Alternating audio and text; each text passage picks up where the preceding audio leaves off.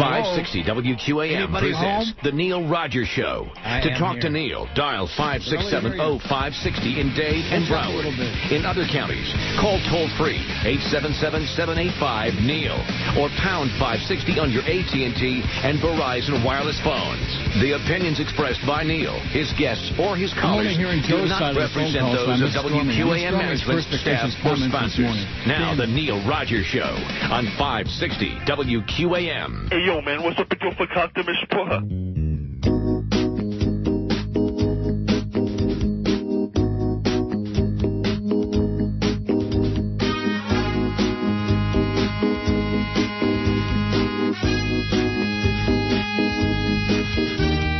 Can't believe the language I hear on TV. Every other word is an obscenity.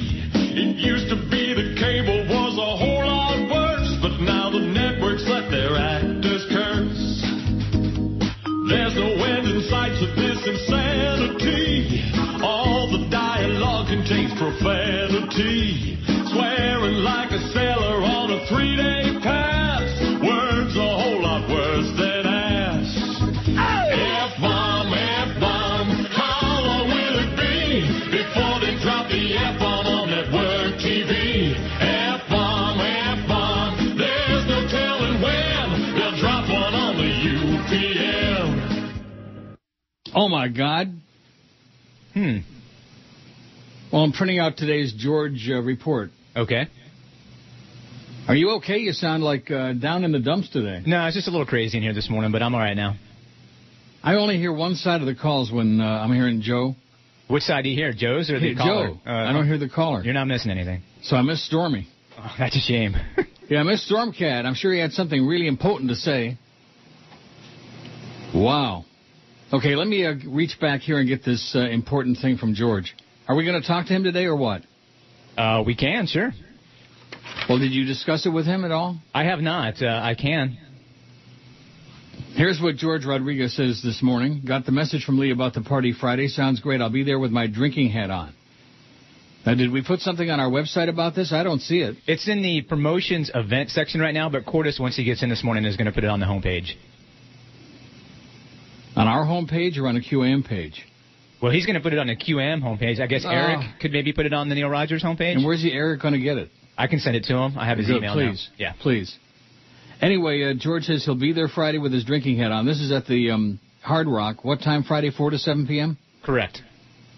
My website is registered, but so far I just get email there. It says George at the GeorgeRodriguezShow.com. Got a meeting at the... Oh, my God. Yeah? Got a meeting at the Ticket today at 11 o'clock. If people want to bug them about giving me a job, they can write Steve White at swhite@790theticket.com. Really? At the Ticket. The Ticket? Wow. I would especially like potential sponsors to contact them, George says, or at least people who say they will patronize sponsors of a show of mine. Sure, it'd be nice to work with so many of our old friends again and not to have to leave the market. Thanks again, George. Well, good luck, George. Wouldn't that be something? Maybe George can do middays over there. Maybe they'll get rid of that syndicated crap. They got what they got? Colin Cowherd. Colin Cowpile, yeah. Because evidently, from what I'm hearing, there's a lot of unhappiness over there with their new programming, with their syndicated crap at midday, and with the new morning show that really blows, which is what you said. It sure does. So how's the AC coming in there? Oh, it's nice and chilly in here today. Not. Is it really? Yeah, they actually got it fixed.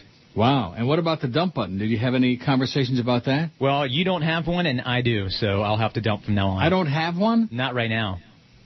Well, why didn't they tell me that? Well, that's what I asked. Not that I was anticipating blurting out the F word or any other, word on the air, but crap happens every once in a great while. You know, I asked that same question because that's kind of an important thing to pass along.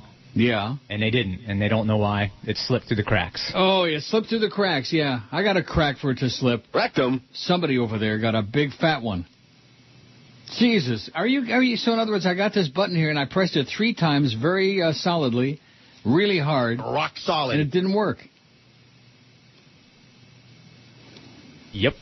So whose fault was that?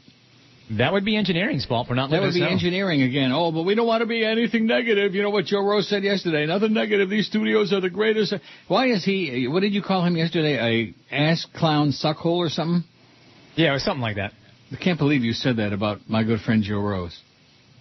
Scott says, I could vote on your poll today if you drop the following condition, enough to drive me to want to kill some people. There are no annoying noises in my life to make me want to kill somebody. Enjoying your new sidekick, Flea. Best wishes for a good week, Scott. Don't take it so serious, Scott. I got something serious to pass along. Wait till you hear it. Just shocking. Okay. Even you won't believe it. But first, this story. This has been sitting around for a while in my pile. So George has got an appointment across the street. That would be sensational. If he would get, over there. Yeah. Like Miguel. Remember Miguel that they blew out? I think they blew Miguel out to hire you, didn't they? No, there was someone in between us. Oh, some other flunky, some other some Raleigh guy. Butt buddy of Joe Bell? Yeah, pretty much. And Miguel landed on his feet immediately and went across the street. And it's still Nothing there. like landing on your feet and going across the street. Not that that's a picnic over there. I wonder how many bucks they're willing to pay George over there. About 30, man. $30 a week. Taiwanese man bitten on penis by snake while on toilet. A 51-year-old man identified as Lin from Nantou County was under medical care with minor injuries, according to director at Puli Christian Hospital. This is in Taiwan. As soon as he sat down, he suddenly felt a knife-like pain and reacted instinctively by standing up, the director said. When he looked down, he saw a big snake. I see. Wow. The director added that as soon as he passed the risk of infection, he was free to leave the hospital, adding, a snake's mouth isn't always clean. Local media... Oh, and guess what movie I saw last night, speaking of a mouth being clean? Yeah? Milk. Yeah, what'd you think? Well, let me finish this story, and then I'll give you my rub-down on the movie. Okay. The director added that as soon as he passed the risk of infection, he was free to leave the hospital. Local media images showed the black and yellow reptile, reportedly a species of rat snake, being uncoiled and plucked slowly from the man's toilet bowl. The snake is not believed to be poisonous. That reminds me of the time that I used the managerial tea room at INZ, and there was like a little red snake crawling around on the floor, and I'm sitting on the throne. I got out of there real fast. I did a fast wipe and clean and run out. It has thought the snake entered the toilet through a crack in the lid of the septic tank. Mr. Lin told the Taipei Times, I felt an excruciating pain in my lower body like someone had stabbed me with a knife shortly after sitting on the toilet bowl. That's sitting. Despite the accident, he was philosophical about his injury, adding, it was the snake's signal for help when it bit me. If it hadn't, maybe it would have been stuck in the septic tank or either suffocated or starved to death. It looked like an accident, but was actually fate. Whatever the hell that means. The snake was crying out for help.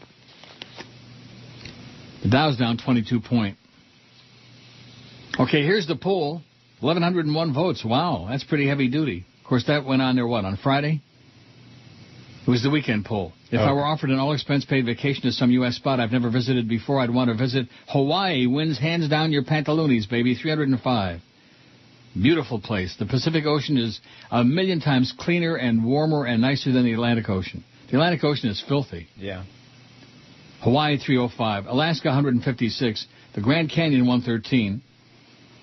Yosemite, 82. Vegas, 69. San Francisco, 42. Don't let me forget to talk about milk. The movie. The Virgin Islands, 41. Washington, D.C., 39. New York City, 35. I can't believe we even have 35 people out there who've never been to New York. What's wrong with you? Rockies, 28. Mississippi River Cruise, 25.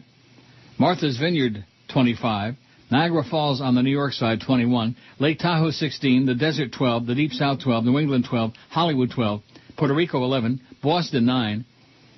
Whitewater Rapids, 7. South Florida, 7. One of the Great Lakes, 7. Which one? The Florida Panhandle, 5. Nashville, 4. Central Florida, 3. And Philly, 3. Lake Ontario sounds good to me. I can almost see it from right here.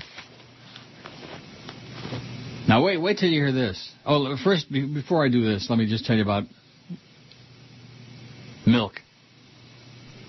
I've heard so much about the movie, and I don't mind. And interesting people in there. When I found out that James Franco was in there, I just about did a black flip.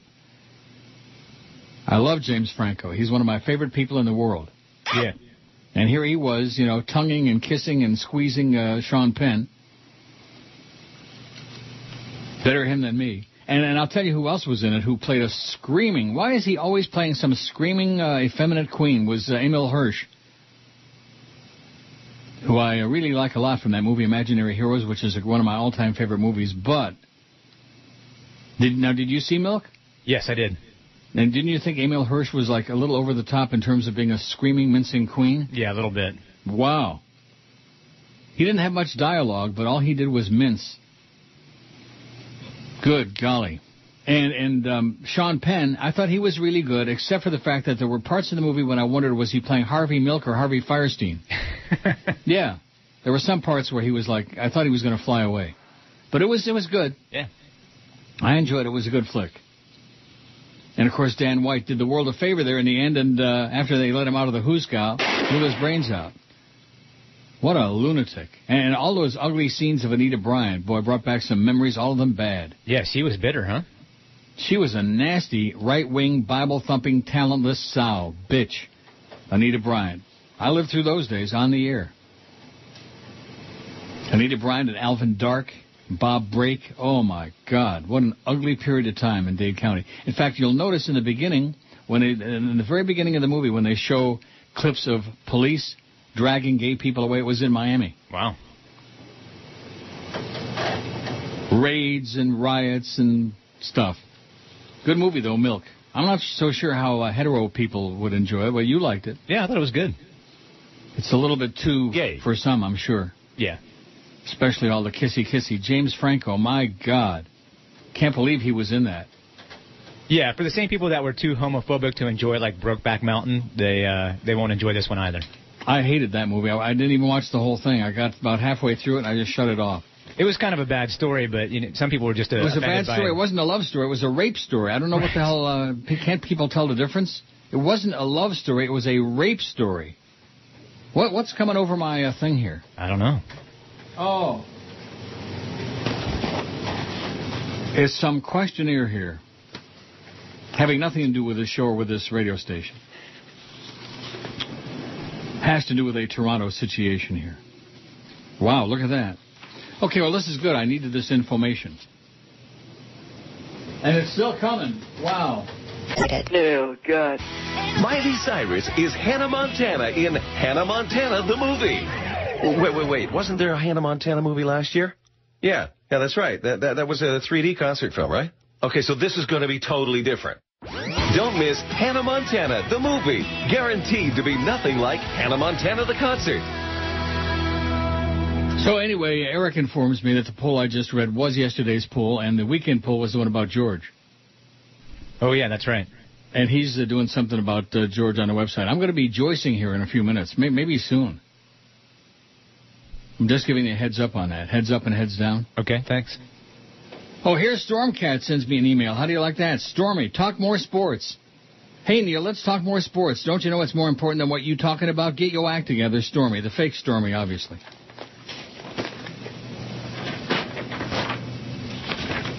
Here's the current poll.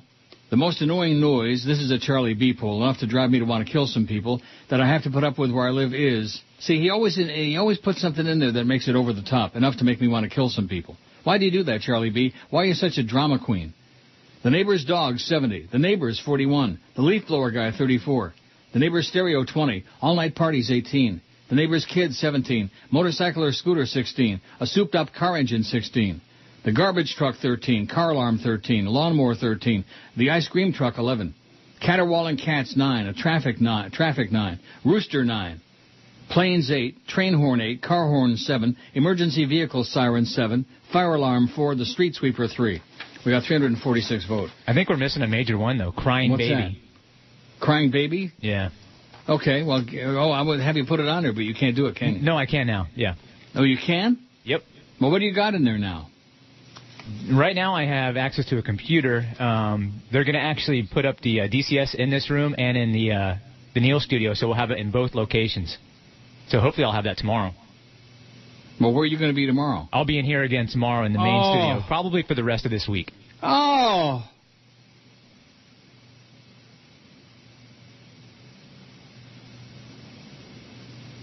You've got to be schmitting me, don't you? No, they're behind schedule. They're behind schedule. What a concept for QAM. They're behind schedule. So what was the emergency? When?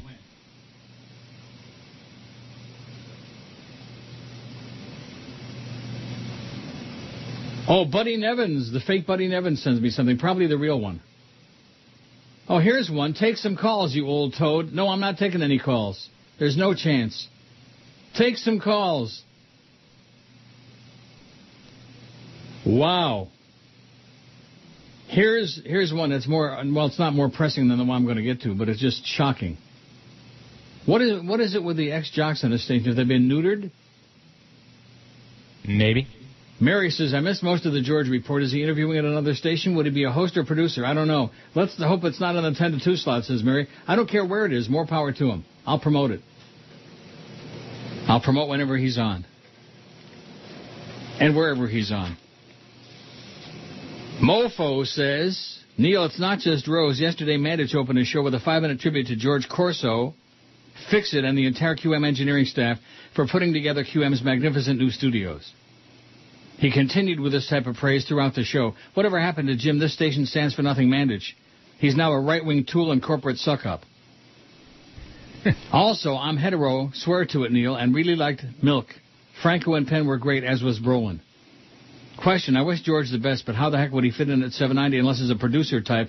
I like him fine on the air, but he ain't enough of a sports hole to do the show there, no? No. I don't think he would be doing a sports show. No way. There or anywhere. We know that.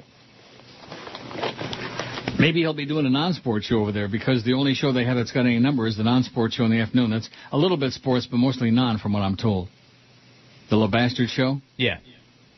So here's the email that really got me thinking, especially after the one I got last night. Stephen Alexander writes, give your bonus check to George if you have a conscience. Since it was basically your agent who wrote up a bad contract for George, you should give him some, if not all, of the bonus check. You are 65, wrong, 66, and have the rest of your life behind you. George is young with his life ahead of him. He is strong, virile, energetic, and fertile. I bet if you and George had sex with 20 women in one day, oh, that would be something, he'd impregnate every one of them. Long live George. Huh? Not anymore. No, that's right. He wouldn't impregnate any of them. I forgot about that. Long live George. Give him your bonus check, Neil. No, I will not. You give him a check, Stephen Alexander. You write him a big, fat check. How do you like these people? If you have a conscience. So let me tell you about this email I got last night from an old friend of mine I haven't seen in almost 30 years. About 30, man. 29 years. Friend from Kalamazoo, Michigan, who worked for our station on the weekends as a kid in Kalamazoo. And then the last time I saw him, I was at the 1 month I worked at WLAC in Nashville for Dick Casper in 1980. And he and his girlfriend drove down from Michigan to visit me. A surprise. He's been selling furniture in a furniture store in Kalamazoo for some time now. He's in a, shall I say, bad marriage. I'm not so sure there's anything as a good marriage. Well, you're in a good marriage. Yep. Well, thank God for that. There's one. But anyway, and he's thinking he's getting fired today. See, this is what's going on with all these people getting canned in every business. Not just the radio business, every business. So he sends me, and we've been communicating by email for a while now, for a few months, on and off. Sends me an email last night that he thinks today's the day he's getting canned, and he's going to take a bunch of pills and go to sleep.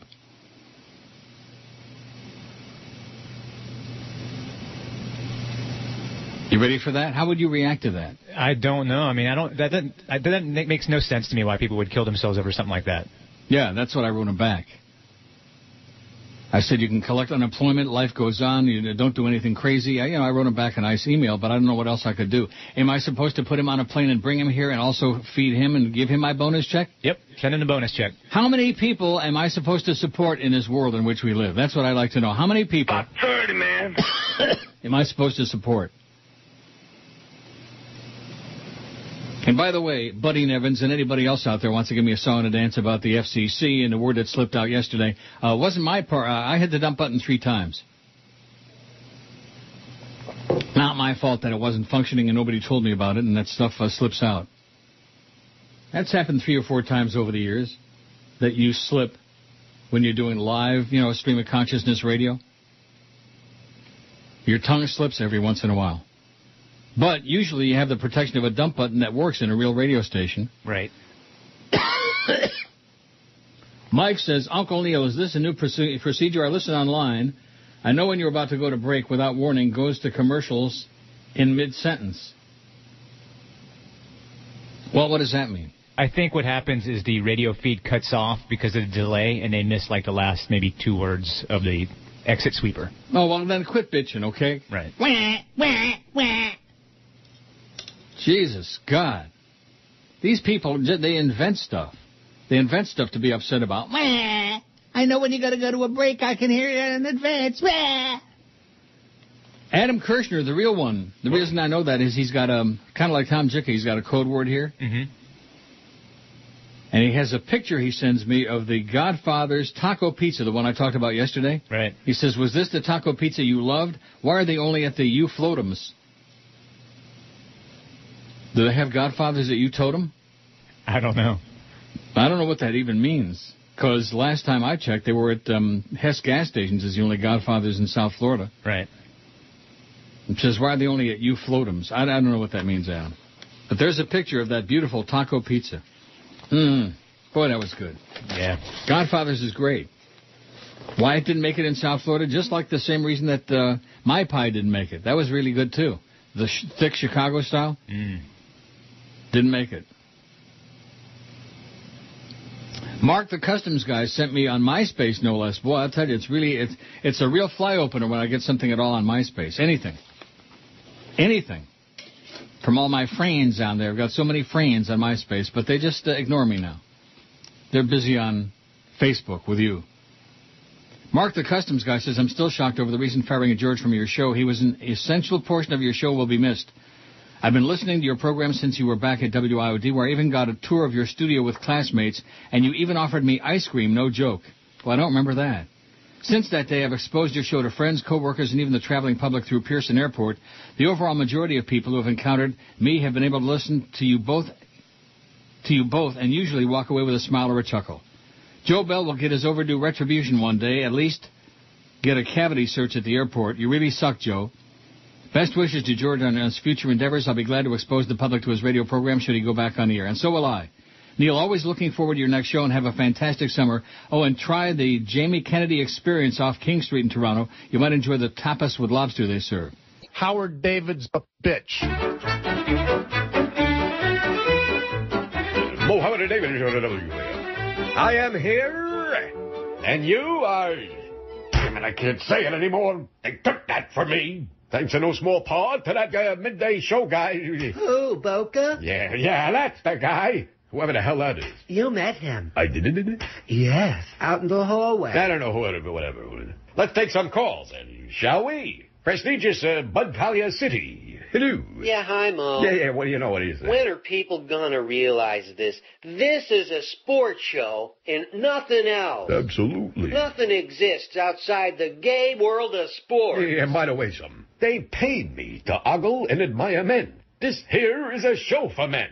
About men. Like smelly bears and chaps. You stole the pizza? Huh? You stole the pizza? I did not take no pizza. You stole the pizza? Don't be ridiculous. You stole the pizza? I don't know what you're talking about. Stole the pizza? I didn't steal no pizza. Stole the pizza? No, I did not steal no pizza. Stole the pizza? Now see here. I ain't no pie burglar. Stole the pizza? I did not steal Stole the pizza? I only had one slice.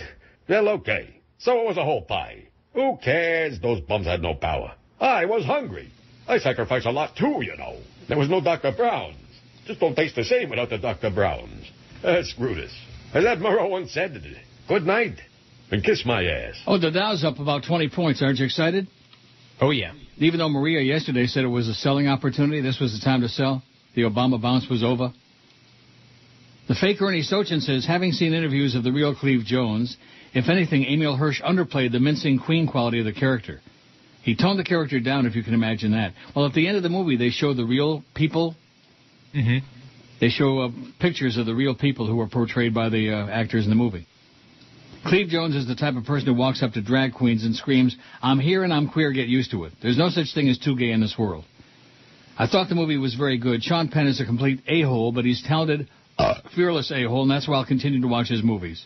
He pulls no punches, doesn't shy away from anything, and as a result, his performances are real and makes him great to watch, even though he's ugly as hell. Yes, he is. How did he wind up with James Franco? That's what I would like to know. I also thought Josh Brolin did a hell of a job playing Dan White as a repressed, closeted, latent homosexual as well. It would have been easy to play White as a stereotypical right-wing, straight-laced, militant fascist. Brolin made the character even more pathetic by making him unable to accept who he really was, which is, as Mo would say, Gay. Gay. In conclusion, Anita Bryant is a Drekienta, and I can't wait to pee on her grave. Maybe leave some Peter North videos on as well. Wearing the brown and green Argyles today, the fake Ernie Sochin. I'm glad Ernie found his socks. Attaboy, Ernie. I wonder if he's still around, Ernie Sochin. You know who that is, do you? No. Here's one that says, did Dan White blow his brains out or did he take the gas pipe? I really don't know. I know he committed suicide. I thought he sealed up his car, turned on the ignition, and inhaled deeply, it says. You want to Google it? Dan White? I will. See how he killed himself. Well, the fact that he did do it was a plus for the human race. Greg says, hi, Neil, I'd like to add gunshots to the annoying noise poll. You want to put gunshots on there? Okay. I lived in Broward for 19 years and moved to Loretta in 2004. It is my nice, quiet home in the country to spend my days of retirement. We're in the county in zoned residential subdivision. Hog hunters patrol our neighborhood at night, kind of like a neighborhood watch, but with bulls and guns. Bulls? We've been shot at several times with real bullets whizzing through the trees above our heads. Did you know there is no law in Florida that prohibits discharging a firearm in a residential area? If there is no local ordinance, shoot away, says Greg. Yeah, like in Hialeah. Hey, yesterday was Victoria Day. I missed the fireworks last night. I went to bed early, and then I got that email. What would you think if you got an email like that from somebody who said they were going to take a bunch of pills because they were going to get fired? Well, I guess first thing I would have done is what you did and reply, hey, don't do that. There's better ways. Mm-hmm. And, yeah, that would freak me out a little bit. Would you volunteer to give them your bonus check or give them a whole bunch of money or put them on a plane and bring them where you are and no, put them up for the rest of their lives and have another dependent? I just, you reach the point where you just can't handle any more. Oh, Taker Park is back again. She says, good morning. Thank you for your excellent suggestion of what I should write in a card for my great aunt who's celebrating 8 zillion years of being a nun. I'll be mailing the card this morning on my way to work, and yes, she is old. If I remember correctly, she's in her 90s. I would think so. For today's poll, I'd like to suggest panhandlers. I live across the street from a 7-Eleven, and some evenings all I can hear are the homeless asking for spare change. Spare some change, mister? Have a nice day, eh? I don't know. I don't think that qualifies for that. That's not a noise, is it? No. And by the way, thanks, Taker. What? Dan White, yeah, he killed himself by sucking fumes in his car. He sucked fumes, huh? Yep. Yeah, he sucked all right. Hawk Mark from across the street says, and in 24 minutes they've got the big meeting with George. I'm sure George is going to give us a follow-up. I hope so. And I sure hope they hire him and pay him a lot of money. Well. What? They might hire him, but paying him lots of money, I think that's a long shot. Well, I said I hope. Yeah. I doubt that they're going to pay anybody a lot of money. They don't have it. I would say they offer him $40,000. Really? Yeah, if I had to guess. And you'll cover the other 30. What are you laughing about? Everybody's telling me to cover it. I can't afford it. I got the whole world to take care of. Hi, Neil and Lee. I'm sorry to hear the news about George. Wish I could help, but we just reformatted the whole lineup, and we just hired Jesse Agler away from you guys. Well, this conflicts with what we're hearing. Jesse they hired him away from us guys? No, that's not true. That's not true. He wasn't working here anymore when they hired him. Hey, Hawk Mark, you're full of crap. He started doing weekends this past Saturday, as you know. Things aren't so pretty here either. The moves by Steve White have been met by overwhelming disapproval from the staff and the on-air talkers. I guess it's chopped off. Everybody hates having syndicated programming. I guess they don't like the Clem Cadiddlehopper show there at midday. What's his name, Clem Cowpile? Cowpile. He justifies it by saying it gives access to ESPN game coverage. It's just another cost-cutting move. Good luck to all of us, says Mark Hochman, executive producer of the Dan LeBastard Show across the street. So things aren't good over here, and things aren't good over there. Good luck, George. So, run down this thing again about what's happening Friday, 4 to 7 at the Hard Rock. Yep, it's at the Hard Rock Cafe, which is inside the hotel. We'll be there from 4 to 7 saying hi to George and bye to George and wishing him the best, and they'll have happy hour prices for everyone. And, of course, we made sure that George is taken care of so he eats and drinks for free. Great. Oh, thank God for that. Yeah, and it's open to the public so everybody can come out. But the rest of the public doesn't eat and drink for free. Just make sure they know that. Right, they get happy hour prices. Well, good. Yeah. Which means bring some cash. And bring a bag of money to George, too, while you're like Stephen Alexander. Oh, if you have a conscience, you'll do this and you'll do that. You know what this is like? This is like a pile-on, what's going on here. They're piling on. George gets canned right away. Let's pile on the old man now, okay? Oh, he blurted out a word yesterday. We're contacting the FCC. He's going to have to pay a big fine. He's going to get fired, blah, blah, blah, blah, blah, and all this other crap. Pile it on. You're cheap, you're old, you're dying. It's really easy for them to give away other people's money, isn't it? Oh, yeah. I don't have any problem with that. I'll give away the Beasley's money. Let's have a severance package of about $2 million for George. That should take care of him for a couple of months. Sure. Cliff and Kendall says, he sends me this. He didn't say it. He sent it. From Lima, Peru. Peru has called out riot police to control hundreds of young girls swarming the hotel where the Jonas Brothers are staying. Oh, my God. Thousands of other fans have lined up for the group's world tour premiere. The boy band is performing 2 concerts in Lima because a Mexico concert was postponed due to the swine flu epidemic. The first Lima concert sold out in hours, and 60,000 people expected for each show Monday and Tuesday. Police blocked off traffic on Sunday as more than 1,000 fans met Nick, Joe, and Kevin Jonas at the Oceanfront Marriott Hotel. Dozens of girls slept in a park outside the hotel to be close to their idols. Oh, my God. What a great way to start off our new world tour, the group posted it on its website on Monday. They're in Lima, Peru. Oh, boy. The Dow's up 29 points. Things are looking up. We might get in our new studio someday, maybe next week. Who knows what day it's going to be. What is it that they haven't finished in there yet? Now, you're going to move that spot to the next break, or should I do it now? No, I moved it. Because if you look at the log, you see where the word live is. It's not where the other ones usually are, where all the numbers are of the spots, the carts. Right. The stuff. It's Dickie V, baby, and this year's American Idol is a beautiful show. But here's my final 4 of this Fox lineup. You got Allison from L.A. She's the Cindy Brady of this bunch. She sells seashells by the seashore. Scott McIntyre is a real Blindy McBlindison, a sign language singing sensation from Scottsdale. And how can you not love Danny Golke? The Wisconsin widower is no wannabe. He's not DiGiorno. He delivers, baby. But far and away, the favorite to win it all, Adam Lambert. Oh, I got a man crush on this kid. This PYT is a real PTP. I'm cuckoo for this Cocoa Puff, baby. 10:46 at 560 WQAM. We got the Big O at 2 o'clock. Mad Dog at Chula's at 4. Dolphin tonight at 7, and then the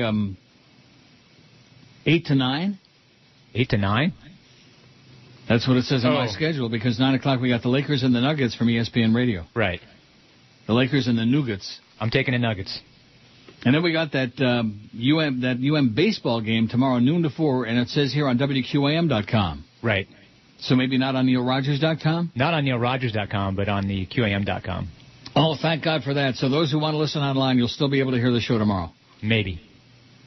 Mike Johnson says, as an FYI, and I'm getting several of these, this is the 3rd time today the stream has begun running commercials prematurely in the middle of your conversations.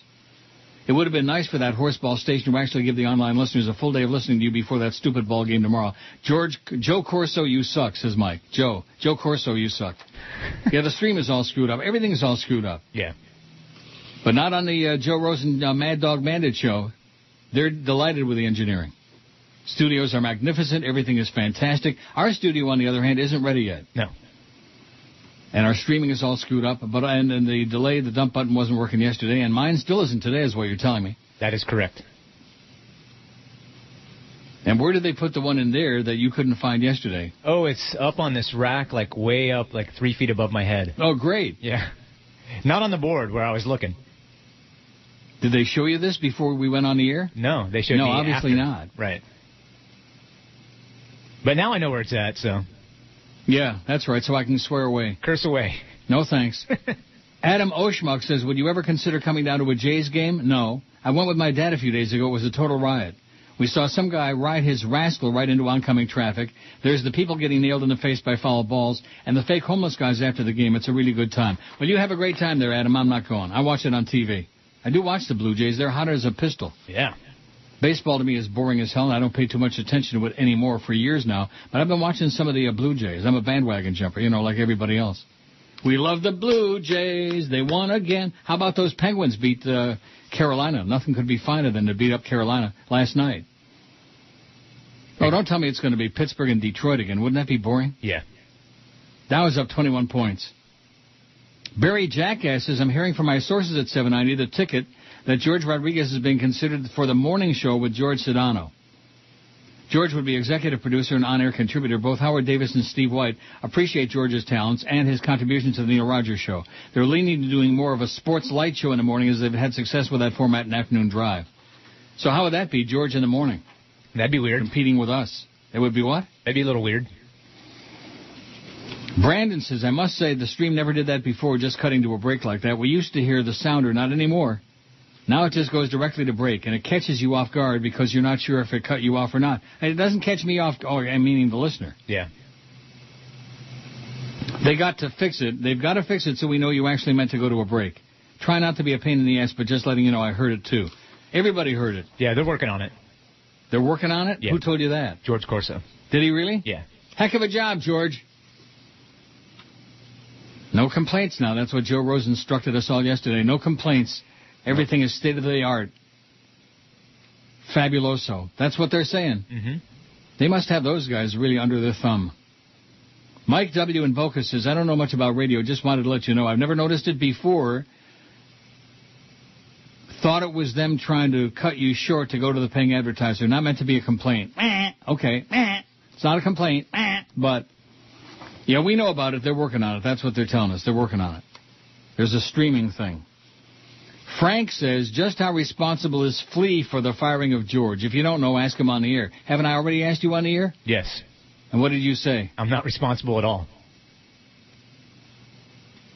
This one says, I drove down this weekend from South Carolina to visit friends and family. I went to Tiger Direct to get some computer stuff on Sunday.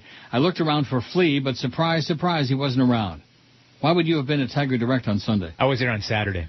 Oh, wrong day, Frank. I wanted to rip him a new one. Maybe you can tell Flea, you can act like a man. Wow. Got that with exclamations and all that stuff there. Well, if anybody wants to rip me, they can on Friday at George's party. I'll be there. That's right. Show up on Friday and act like a man, for Christ's sake. You can act like a man. What's the matter with you? Right. So show up at the Hard Rock, Friday, 4 to 7 p.m. Says, I will always listen to you, Neil. Maybe this is a good thing for George in the long run. I liked when you gave Flea the silent treatment the other day after George got fired. That was amazing. Did I give you the silent treatment? When was that? Never. Flea is not a broadcaster. The show he did on his own was horrible. It sounded like worse than a WVUM show. He's going to make your ratings tank this summer. Maybe that was their plan all along to get rid of you. Yeah.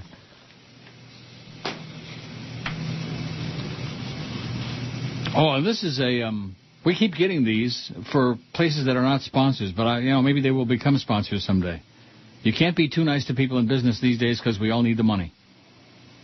The first 500 people at the new Coral Springs Panera Bread, which opened today, will receive free coffee mugs and free coffee to fill those mugs for 2 weeks. Wow. The new location is the Turtle Crossing Shopping Center on Wiles Road and State Road 7. It opens at 6:30 in the morning, but the coffee and mug giveaway started at 10 this morning. There's a limit of 1 mug per guest. This is the 21st Panera in Broward and Palm Beach counties, owned by Warren, Ohio-based Covelli Enterprises, Warren, Ohio. You ever hear of Warren, Ohio? I never did. Nope. I know Findlay, Ohio, home of Joe Marsh Jr. I'm going to Joyce during this next break. Don't let me forget. Don't let me forget to go in Joyce. Okay. Now, this is interesting because it says on top of this email from Pat Galvin, and on the bottom, best of luck, Rick of Rick and Suds. Oh, yeah. It says, it's obvious you're still in shock over this firing of George. Flea is a nice guy, but he has little to offer the show. When you mentioned a movie, George had seen it or knew about it. Flea had no clue, and the dead air is brutal. You saw Milk. Yep. Maybe it's time to seek out a better deal and reunite with George. Screw QM and the sport holes. Yeah, to seek out a better deal. Where's that going to be, huh? You could do Mr. mornings. Expert? At $7.90. You could do just mornings at $7.90. They can pay me $50 a year, $50. Yeah. I know you love the money, but your show was 10 times better when you had the real bits and allowed to use off-color language. Best of luck, Rick of Rick and Suds. Yeah, right. Off-color language, my ass. Oh, they're just all dancing. Oh, that word got on yesterday. You're going to be in big trouble, mister. I don't think so. And if anybody gets fined, guess who's going to have to pay it? Not me. Not me. Them. The Beasleys, who don't have a functioning dump button here, not even with my knowledge. And on the one day I make a slip and blurt something out, I hit the button 3 times and nothing happens. You know, I wonder if this dump button has even been tested. I don't know. Well, I'm sure as hell not testing it out. You go ahead. Well, what do you mean if it's ever been tested? Well, wouldn't you assume when you hook something up you would test it to see if it works? Yeah, of course you test to see if it works. And why wouldn't they have communicated with me over the fact that this button was going to be inoperative? Well, you know, it wouldn't have done much good anyway, because even if I would have known it, you didn't know where the one there was anyway. No. Atlanta rapper Dollar slain in Beverly Hills. Dollar. Send $1 to George. Come on. Here's a picture of Dollar. L.A. police questioned a man today in connection with the slaying of Atlanta rapper Dollar, who was shot Monday outside a popular Beverly Hills mall. Well, oh, here we go. Percy in Miami Lakes writes, I keep hearing you have the whole world to take care of and cannot subsidize George's salary. Can you please elaborate on that? No, I can't and won't. None of your business. You're mostly to blame for this whole thing for luring a bumbling idiot for an attorney. Butch up and take care of George. You take care of him. All you people who are so concerned about George, here's one. Are you coming to George's party? Can't do it. I got to work. I can't suddenly miraculously appear between 2 p.m. and 4 o'clock down there at the Hard Rock. Neil, all you can do is call suicide prevention. Either way, you can't win. I said something stupid like that one day, was taken to a suicide watch room at the hospital. Just do it, not. Best of luck to your friend. Everyone always says it's the money. What? Until you don't have any. I don't know what that means. How can I call suicide prevention? I don't know his address. He's in Kalamazoo, Michigan somewhere, I guess. And that's all I know. I don't have a phone number. I don't have an address.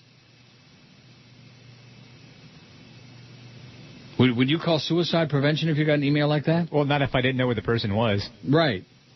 All these experts out there, you need to do this, and you need to do that, and do this, and do that, and ba-ba-ba-ba-ba-ba-ba-ba. Yeah.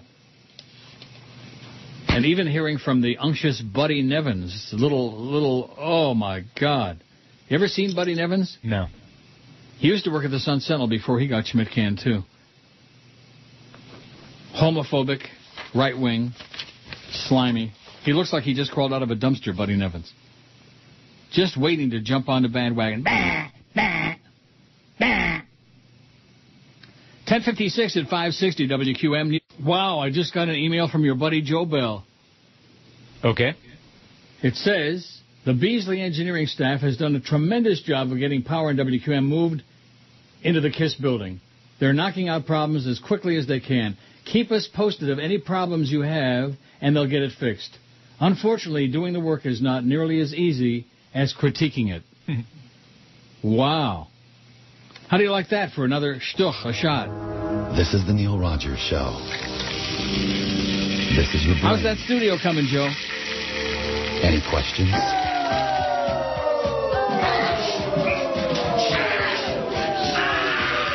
It's the Big O Show, Big O Show. Yeah, here we are, everyone, and I understand that many of you are in danger of losing your job and home, if it hasn't happened already. So I'd like to turn your attention to the Denver Nuggets. Hey, how about those Nuggets? I prefer to call them nougats. I like nougat candy. Nougat candy comes in many different forms.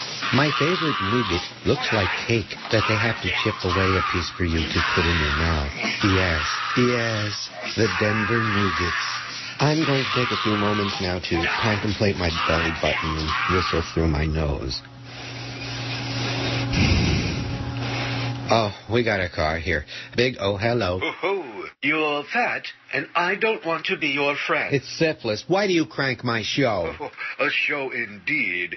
I didn't hear one reference to Obama being a commie pinko Buddhist. This is a sports show. We bleed sports here. In fact, I'm wearing a tampon right now. To be a sport hole is to be a crazy right-winger. Hey, sports is my life, not you. I care deeply for my family, and if anything happens to them, my primary concern would be Dwayne Wade's muscle spasm. That's just how much I love men in short pants and knee-high socks. Well, sir, I refuse to offer you my carton of wine. You should only choke on that poison. I hate you. I hate you, too. Hate you. Fine. I'll hang up and listen. So a caustic email from Jolly Joe Bell. How do you like that? Yeah. I see some more ugly days coming. I could be wrong about that. Don't you? Can't you smell it? Seems like someone's a little sensitive. Well, engineering, and the one thing about this radio station, engineering, I don't want to mention Corso by name, but engineering at this company has been always very uptight and sensitive. Even going back to the day when Bob Vermouth was the corporate chief engineer. Oh, yeah. Long gone. And you ought to see the mess he left in Amsterdam in my studio there. Oh, my God. The Dutch engineer was ready to blow his brains out. He was so upset. And Vermouth just gave up. He got on a plane the next morning and left. And left behind a real mess. But critiquing it's a lot easier than doing it. Yeah. Whatever the hell that means. I guess that's like management. I got two conflicting emails. Barry Jackass says, I'm hearing Sedano is campaigning for George.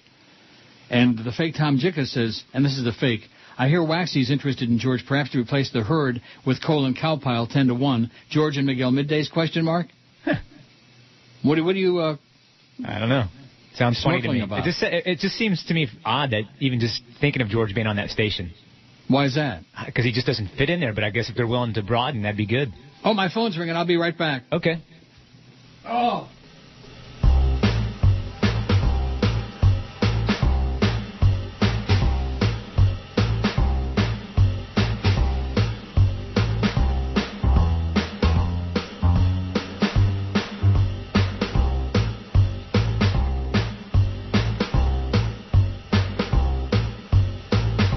Oh, thank God you got some emergency music. Yep. I don't really think I need a blow-by-blow critique of the show either, Joe Bell.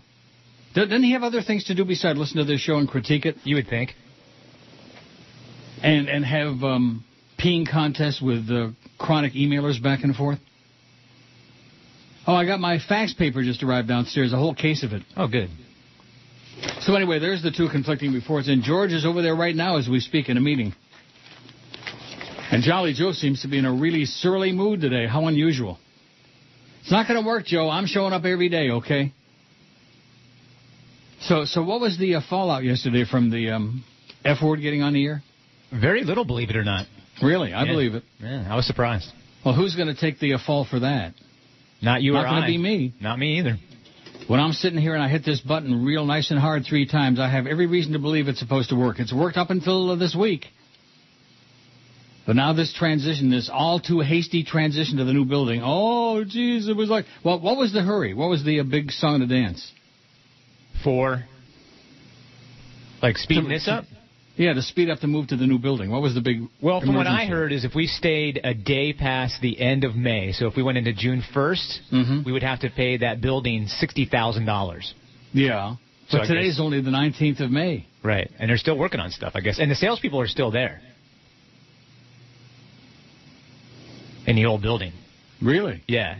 Some of the power people came over today, but the QAM guys are staying there until, I think, after tomorrow, Thursday. Well, what do you mean the QAM guys? The salespeople.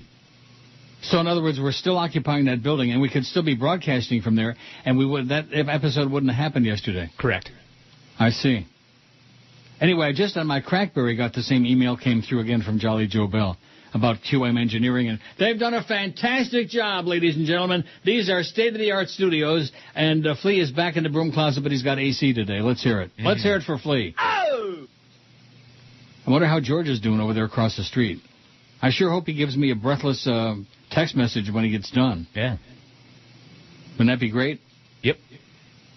Byron, Peg, and Mustard the Wonder Dog. Boy, you talk about chronic in Meridian, Idaho. There are only people in Meridian, Idaho. In fact, there probably aren't any other people who live there. It says, if your friend doesn't respond to your email by the end of the day, meaning the one who said he might be suicidal, maybe you should call the police for them to check him out. Depression isn't something to mess with. I don't have an address. Don't you understand? I don't have an address. I don't have a phone number. I don't have an address. I don't have... all of these things. Right. I just have a name. I don't have the name of the business where he was working, where he thinks he's getting canned today. Now, this is an email that makes, I don't know, from Johnny Valdez. Do you know Johnny Valdez? I do not. It says, I knew about the red light on cars, but not the Star 77. It was about 1 p.m. in the afternoon, and Lauren, whoever the hell Lauren was driving to visit a friend. An unmarked police car pulled up behind her and put his lights on. Lauren's parents have always told her never to pull over for an unmarked car on the side of the road, but rather to wait till they get to a gas station, etc. Lauren had actually listened to her parents' advice and promptly called Star 77 on her cell phone to tell a police dispatcher she would not pull over right away. She proceeded to tell the dispatcher there was an unmarked police car with a flashing red light on his rooftop behind her. The dispatcher checked to see if there were police cars where she was, and there weren't. He told her to keep driving, stay calm, and he had the backup already on the way. 10 minutes later, 4 cop cars surrounded her in the unmarked car behind her. One policeman went to her side, the others surrounded the car behind. They pulled the guy from the car and tackled him to the ground. The man was a convicted rapist and wanted for other crimes. How do you like that? Wow. I never knew about the Star 77 cell phone feature, but especially for a woman alone in the car, you should not pull over for an unmarked car. Apparently, police have to respect your right to keep going to a safe place. Speaking to a service representative at Bell Mobility confirmed that Star 77 was a direct link to a state trooper info, so now it's your turn to let all your friends know about Star 77. It applies to all 50 states. So I'm letting you all know. Star 77. It's easy to remember because it's 77. Right? Yeah. By the way, you forgot to tell me to go Joyce. Oh, sorry. Didn't do it. It'll happen. I'll tell you who else is really depressed is KJ. You know our good friend KJ?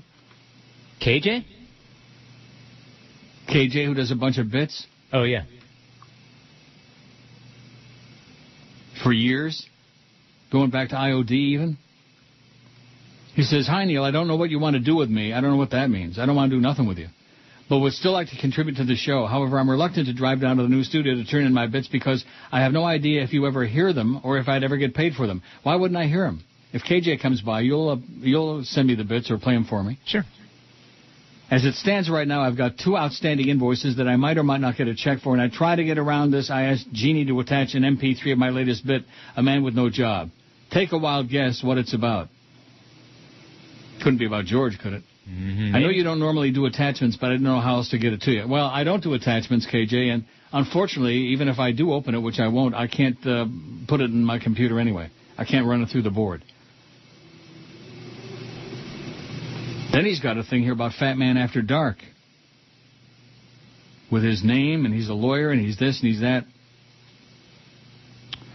It says, anyway, I hope you like my bit. Please let me know what you want to do with me. After 14 years of this, I think I'm still good for something. It's your call, love, KJ. I still want your stuff, and I still hope you get paid for it. Oh, you pay him for it, Neil. Come on now. You shell out a few bucks for those bits. KJ's great. Yeah, he is great. In fact, let me give you a sample of one of his bits.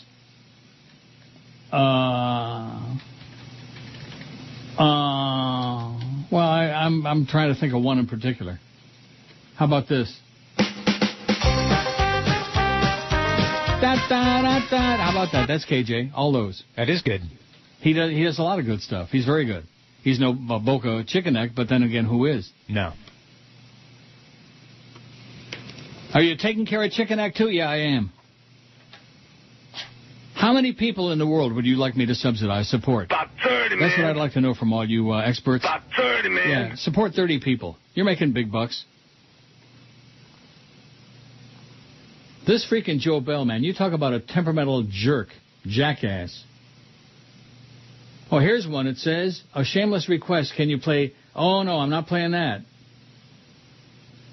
It's one that we're not allowed to play no more. Jose, the copier guy from Homestead, says it would be great to hear George in the afternoon drive. Go, George.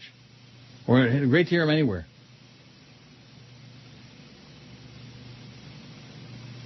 What do you think? Would you listen to George? Yes, I would. Even from 10 to 2? Well, that'd be hard. Timothy says, female college student pulled over in her car by cop impersonating would-be rapist is rescued by real officer after dialing star 77 on her cell phone. I just got through driving this, or reading it, driving it and reading it. You think it's just a coincidence? Could be. Adam Oshmuck, who's an expert on everything, a little tubby goofball. Being a suicidal person myself, I believe you did the right thing. There's not much more you can do without an address. If the person really is in danger, more than likely they'll try to seek help. It's kind of cool that after all these years, the guy was still thinking of you. Anyway, all the best to you and your friend. Being suicidal. Now Adam tells me he's suicidal. Adam Oshmuck. Maybe I should drive over to Kitchener-Waterloo and give him some money, too. Or a pat on the head. Oh, my God. It's just amazing, isn't it? Yes. I guess it's my fault, and probably yours, too, that the studio isn't ready yet, and that the dump button here doesn't function, and that nobody told us anything about a dump button there where it was, or this or that. I mean, these are basic things. These are elementary, my dear Watson. These are like, Math 101. And I have to get a caustic email from the general mangler giving me a lecture, a song, and a dance about, oh, the engineering is doing a phenomenal job. Yeah, not for us, they're not. Not for us. I guess that's because we don't count. It's only the Neil Rogers Show. I know that the Lord even loves Neil Rogers.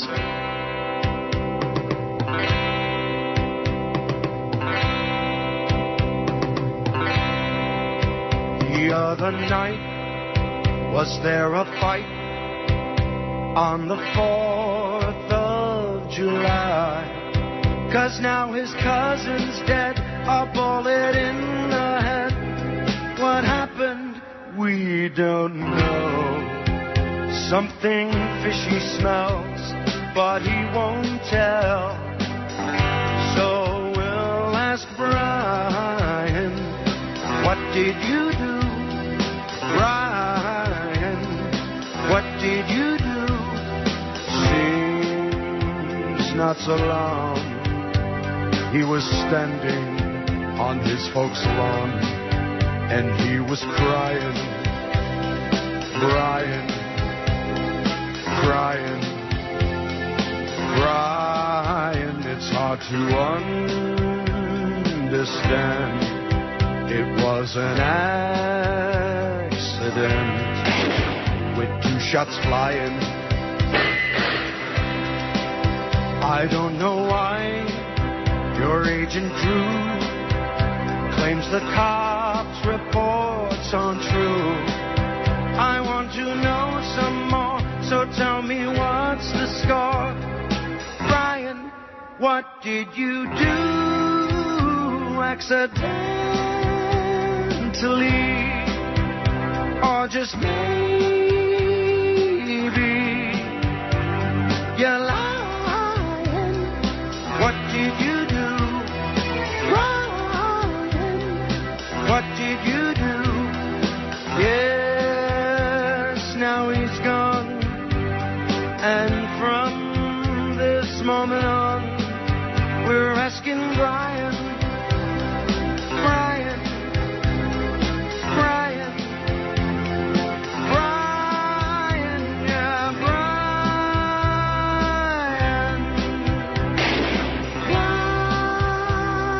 Brian, you fairy. What did you do? That's the great KJ. That's one of his best. You like it? Very nice. Really? Well. So I sent your buddy Joe Bell a reply email to his email about critiquing. Unfortunately, doing the work is a lot more difficult than critiquing it. I said, kind of like management, huh? Haven't got a response yet, but I'm sure I'll get some caustic reply from your fat-ass buddy. I'm sure you will. What a turd. What an absolute turd. It's not going to work, Joe. I'll be here tomorrow. And Thursday and Friday. Let me tell you right now, as of this moment, there is absolutely, positively no doubt, none in my mind, that the firing of George was part of this master plan to get me to take a walk. It's not going to happen. What do you think, Flea? I don't think so. What do you hear, Flea? What are your plans for the summer? I don't know. I got to start working on that. You going to be doing the fill-in, or are you just going to be doing the show? I'll be doing the show, and hopefully Cordis will be doing the show with me.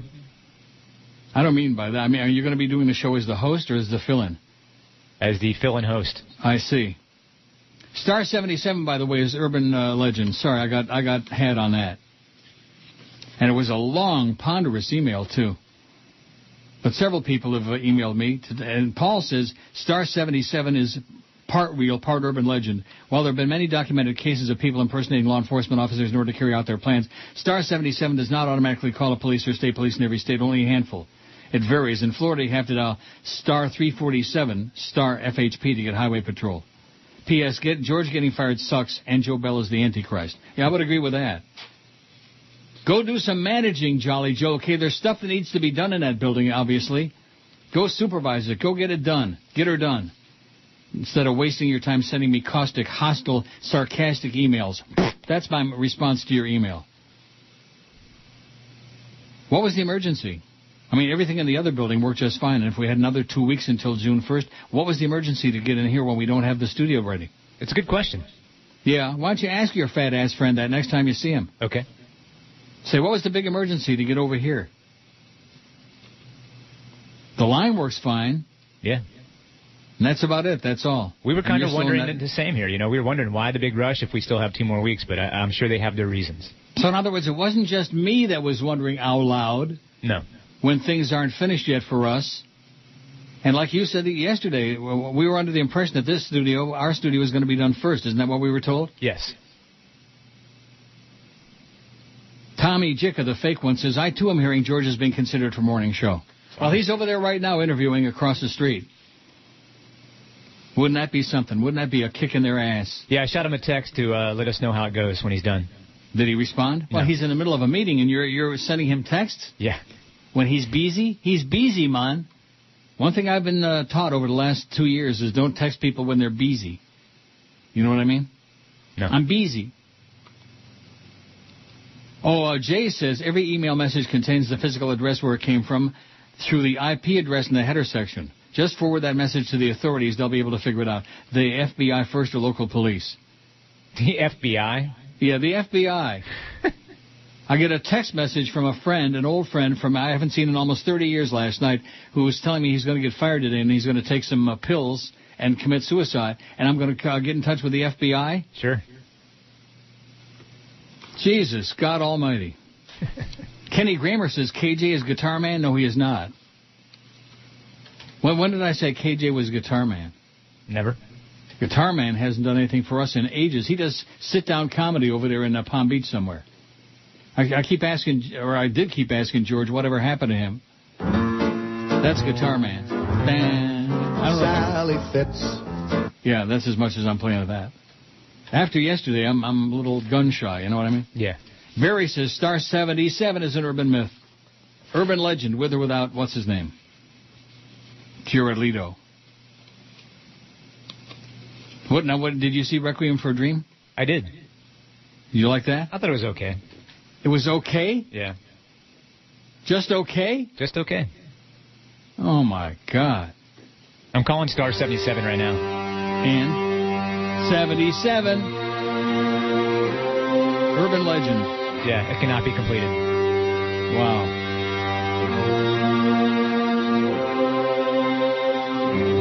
Maybe that's because you're not being followed by some terrorist.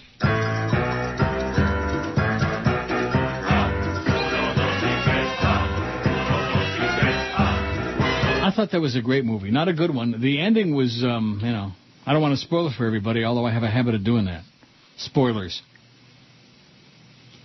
The ending left me limp because we don't know what the hell happened. I mean, George is bitching about, like, Magnolia, which I thought... Now, did you see Magnolia? Yeah. George is always bitching that we needed to find out more about what happened to all the characters in the movie.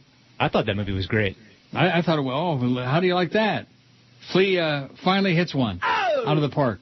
It was great, Magnolia. It's one of my all-time favorite movies. George bitches about the ending in there, but what about the ending in Requiem for a Dream, which he loves that movie, and so do I, and I think you like it too. But what about the ending there? What happened to Sarah? I don't know. What happened to Jared? I don't know. with that purple thing on his arm. That festering purple haze on his elbow there, on the inside of his elbow. What happened to all those people? And well, what about Jennifer Connelly? What happened to her? Is she still doing ass to rectum? Ass? I don't know, but she's hot. You ought to ask somebody about that. Well, don't let me forget two things. First, do a Joyce, which I don't think I'm going to wind up doing. And number, because, you know how, unless you take the opportunity. Let's see if I have a reply to my email from Jolly Joe. I don't want to get into a back and forth with him on this stupid crap, you know. The Beasley engineering staff has done a tremendous job of getting power. Well, that's great. That's your opinion. Okay? The fact that you say it doesn't make it fact, Mr. Hotshot. Oh, here's one. My heart goes out to Joe Bell. This is great. Oh, boy. This is great. You want to hear this? Sure. After the break. Okay. Sports! Once as I was sitting in a tavern, having a few draft beers with some friends, when in walked a group of most peculiar people. I wasn't really sure if they were men. Now I have never ever seen a faggot. From where I come they are so very rare. You fairy!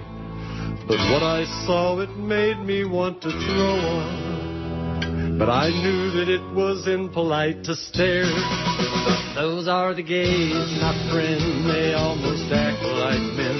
They laugh and sing together at the bar. They hold each other's nuts while their friends grab their butts. Those are the gays. Oh, yes, those are the gays. Well, who knows where the hell that one goes, so let's, play it safe. That's us. Play it safe and cowardly at QAM, right? Yeah. Especially since that dump button you got may never have been tested yet. Although engineering is very difficult to do and very easy to critique. We should test it. They are so thin-skinned, man. I remember many years ago, back shortly after we first came to the station, and I was given all the kudos in the world to Corso, who had to work his ass off to get the makeshift studio on the second floor ready for us to start December 30th, 11 and a half years ago. But there was some deal that was going on. And right away they put a big sign up on the engineering door. Oh, worldwide studios and international broadcasting, 24/7 broadcast. Like 24/7 broadcast is like something novel and original and, yeah, something unique. Right. They are so, and who the hell were they putting that up for? Whose benefit? I don't know. The Dow's up 11 points. It's not doing much today. Barry Jackass says, I'm hearing that George is meeting with Steve White, and George Sedano is giddy over this. He's giddy. I heard his show is pretty schmitty, but he's really giddy. Didn't you say his show sucks? Yes. Jorge Sedano, Jorge and Jorge. Oh, my God. Yeah. In the morning. Here's the poll, 459 vote. The most annoying noise enough to drive me to want to kill some people that I have to put up with where I live is the neighbor's dog, 91. I love dogs, but I don't like barking dogs, especially when it's somebody else's. When it's yours, you're not happy about it and you try to shut them up. But when it's somebody else's, then you really get PO'd. The neighbor's 51. The leaf blower guy, 43. The neighbor's stereo, 27. By the way, I did not do a Joyce. Still. All-night parties, 24. The neighbor's kids, 21. Motorcycle or scooter, 20. A souped-up car engine, 19. Car alarm, 19. Lawnmower, 18. The garbage truck, 17. A rooster, 14. Caterwauling cats, 13. Traffic, 12. The ice cream truck, 12. Car horn, 11. Emergency vehicle sirens, 11. Train horn, 10. Planes, 9. Fire alarm, 6. Gunshots, 4. Crying baby, 4. The street sweeper, 3. 459 votes. I'll tell you another sound that bugs the hell out of me is that one. Drives me nuts. Here's the one that I started to tease you on. My heart goes out to Joe Bell. With a crank name on this email that I can't even read on the air. What many of the people out there fail to realize is that Joe Bell is doing his job. I wouldn't be surprised if this was from your buddy, fat-ass Jolly Joe. He merely receives orders and carries them out. There's a higher chain of command, and that's who you should be mad at, not Joe Bell. If it wasn't Joe Bell, it would be whoever else was the manager of the station. Don't hate Joe Bell. He's not to blame. He's being portrayed in a bad light. Remember, he's doing his job. As the saying goes, it's a dirty job, but someone's got to do it. If anything, you should be praising him. Oh, God bless Joe Bell. Imagine the difficulty of having to fire somebody. He is strong and did his job, which is probably why he was chosen for that position. As a former business owner, I know how hard it is to fire people, but you got to do it. Joe Bell is an innocent, and the blame is being placed on him for no good reason. No, it's being placed on him for a very good reason, just like what Hank told him. Don't show up at Ken Malden's funeral because everybody who will be there hates you like poison. And he did not show up. He did the smart thing. And just like this Friday when we have the going-away party for George at 4 to 7 at the Hard Rock, he also won't be there. Isn't that what you told me? That is correct. I mean, he may be a fool, but he's not a totally crazy fool. He ain't going to take his life in his hands and put himself in jeopardy in the middle of a really big, angry mob. It could get surly. And believe me, all those people in that room will blame Joe Bell, won't they? They will. Yeah.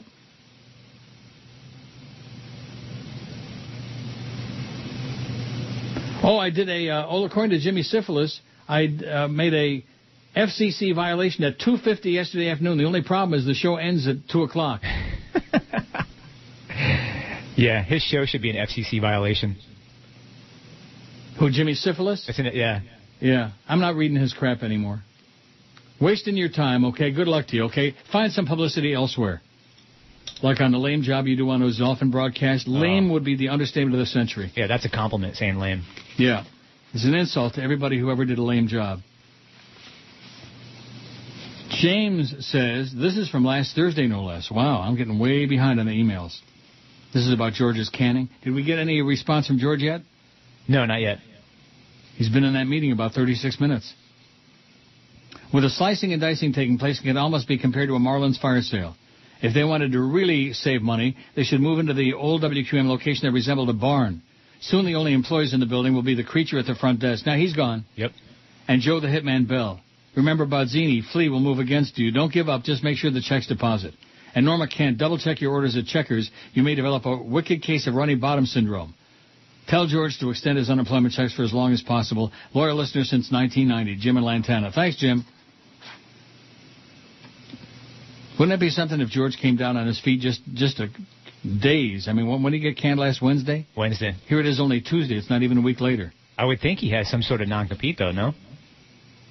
Nah. Maybe 3 months? I don't know. Well, how long can he collect unemployment? I don't know. I'm sure for months. Yeah, I would think so. Yeah, to fill in the breach. And then, of course, you'll help him out. Sure. I'll send him bags of money. And me, I'm going to send him that bonus check. Not. Boy, the chutzpah some of these people have got is it's just sensational. It's amazing. Well, he has his own bonus check coming. Yeah, but he won't get that for like 60 days. Right. See, it's not in. And by the way, Norma didn't write his contract. He's got a contract that was written by that flunky lawyer that he and Chickaneck found, Jan Murray or whatever the guy's name is. Well, it's 14 points for us and 28 points for the agent if we find you one, and 145 points for somebody else. And I kept thinking, what's the point with this guy? All he wants to talk about is how everybody's going to grab whatever money they're going to give me, and he doesn't know anything about any jobs anyway. And he's another one kept mentioning James Crystal Radio. If there's anything that's an oxymoron, it's James Crystal Radio. They don't do radio. They own a bunch of radio stations, but they don't do radio. They don't have any ratings. They don't make any money. Steve Lappa is a loser. But other than that, you think that sums it up pretty well? Pretty much. In fact, their number is, generally speaking, point on all their stations, although once in a while they get like a 0.5 on the 850 FTL. They've got 3 different stations, all with the same call letters. Can you explain to me? I've asked a lot of people, and nobody can explain to me how the FCC permits that. I have no idea. 3 different stations, 640, 850, and 14, whatever it is, and they all have the same call letters, WFTL. Why don't we just change our call letters? WABC 77. Huh? Why don't we do it? Sure. Oh, that's right. There's already one. Frank from Miami in South Carolina says, long-time listener, I love your show. I've enjoyed George from his first show. As weak as it may have been, my heart was with him for his tremendous effort in the beginning. What the station is doing to you and has done to George is beyond comprehension. I won't tell you how to tend your business, but if it was me, I would give them dead air for 4 hours. After all, they broke the contract first. All I can say is this time, goodbye. I'm done with QAM, and I'm done with the show. Hope I find you and George in some other station around the web. Up yours, QAM. Longtime fan, Frank from Miami in South Carolina. P.S. Good luck to you, George. You have a lot of talent. You land on your feet. He may be landing on his feet today right across the street. I hope. And isn't it ironic, all the times we joked about the shuttle bus back and forth between the two stations, and wouldn't it be something if he wound up over there on 790? Crazy. Well, there you go with that crazy again, see? Crazy good. Just like those numbers that I had 18 to 34 men tied for second with power. Crazy. Oh, my God, your breasts are beautiful. If you're looking for an American badass ale, then look no further than Kid Rock's Bauwitte Beer. Bauwitte Beer is made from the cool, crisp water dredged from the lakes of northern Michigan. And just like kids' music, Bauwitte Beer is a strange fusion of lager, Hefeweizen, stout, pale ale, and Pilsner, giving it that one-of-a-kind Kid Rock taste. So if you're doing funny things, why not be drinking a funny thing? Bauwitte Beer. Bauwitte Beer. Only God knows why you drink it. That was up 25 points. Oh! What a great Tuesday, huh? Haven't heard nothing from George yet about what time he's going to be on across the street. Not yet.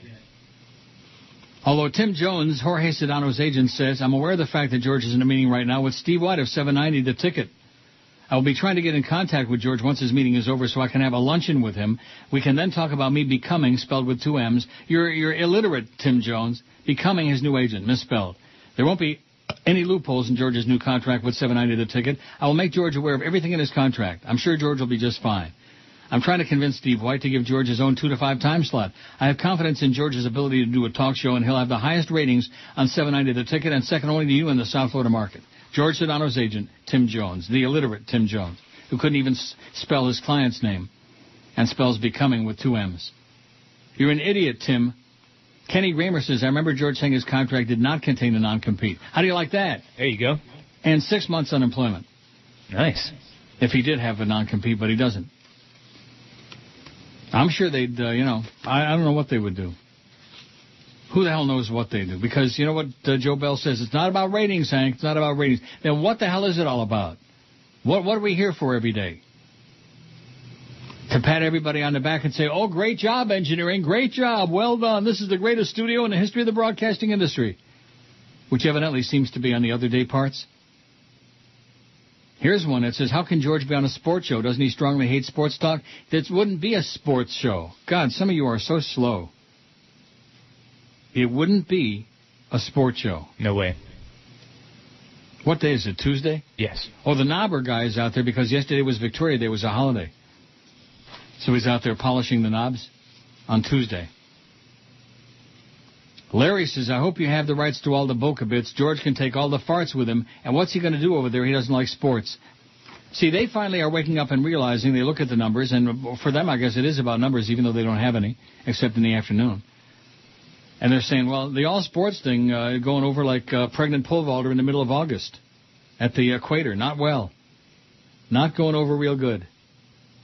And the only shows with big numbers on either station are this one and La Bastard, which are not pure sports shows, even his. Oh, here's one from John ZTR. The web stream is going horribly wrong. You were talking, then it jumped to some commercial, then the commercial was cut off by another one, and then you came back on. Oh, geez. Woe is me. What am I going to do? John ZTR having a nervous dump. I thought you said they were working on that. Of course, you know one thing about engineering. It's a lot easier to criticize it than it is to do it, to get her done. Right? Yes. That's what I've heard.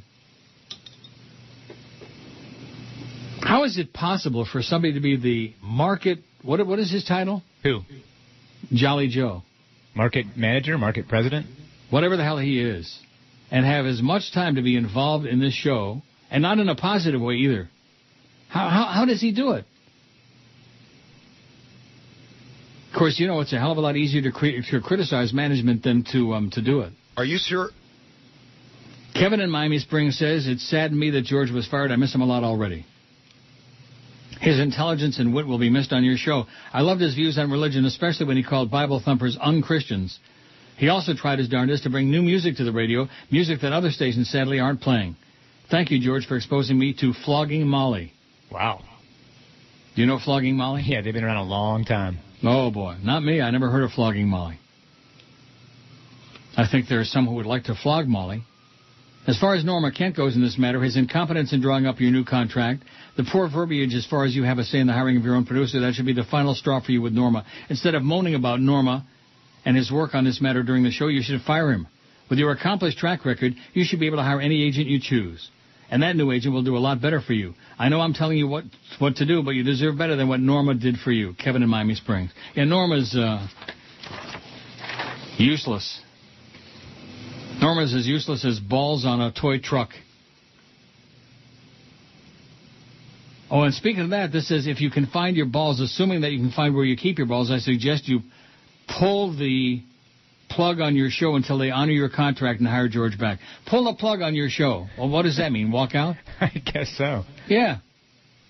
I think during these difficult economic times is a really smart time for anybody who's a little bit upset or very upset with what the conditions of their job. Just get up and walk out. Pull the plug. Yeah.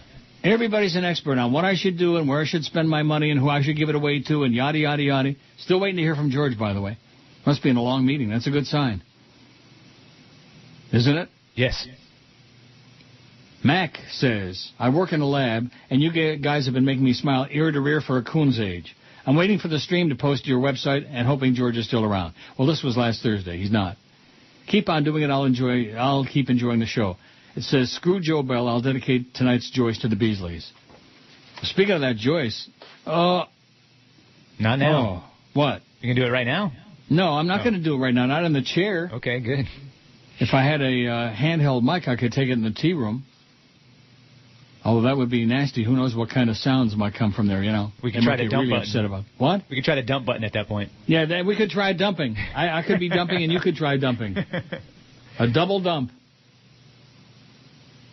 Well, let me just check my Hotmail to see if there's anything further from Kalamazoo, from my suicidal friend. He said he was going to go to the library today and send me another email.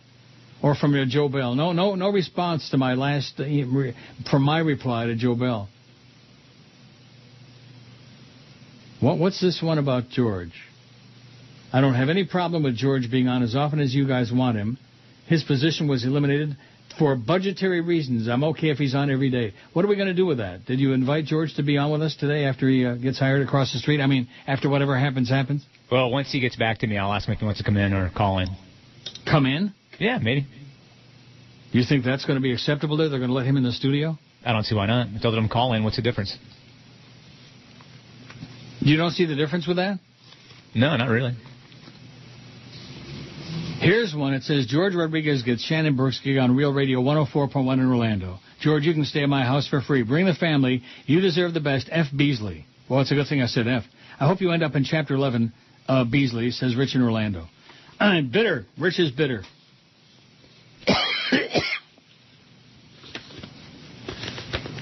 Don't tell me I'm all caught up with my... no, I'm not. Emails. Wait till you hear this. This might shock the hell out of you. Okay.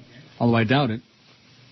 Tampa's branch of the Connecticut School of Broadcasting is expecting to reopen after the school's founder won approval to buy back the bankrupt business he started 45 years ago. In all, 11 branches of the broadcasting school have been approved for reopening. You know that Dick Robinson guy? Oh. A federal bankruptcy judge in Boston approved the sale of Connecticut School of Broadcasting to renowned Connecticut broadcaster Dick Robinson and his family for $1 million on May 8th. The deal was closed 7 days later.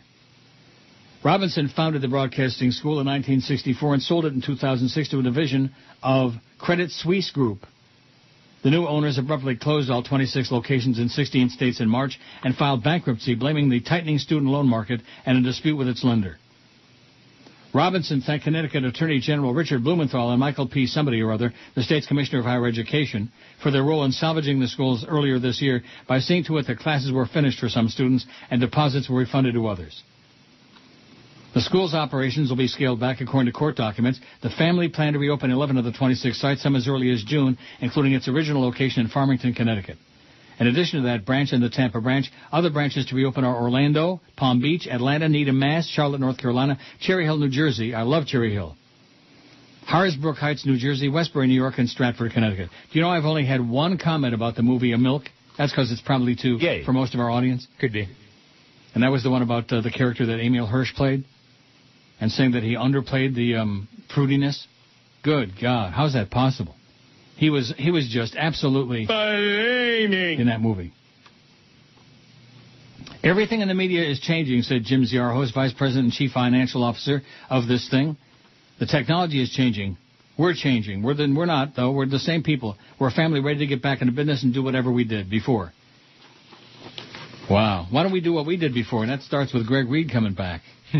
You know Greg Reed? I've met him. You don't know him, though? Not well, no.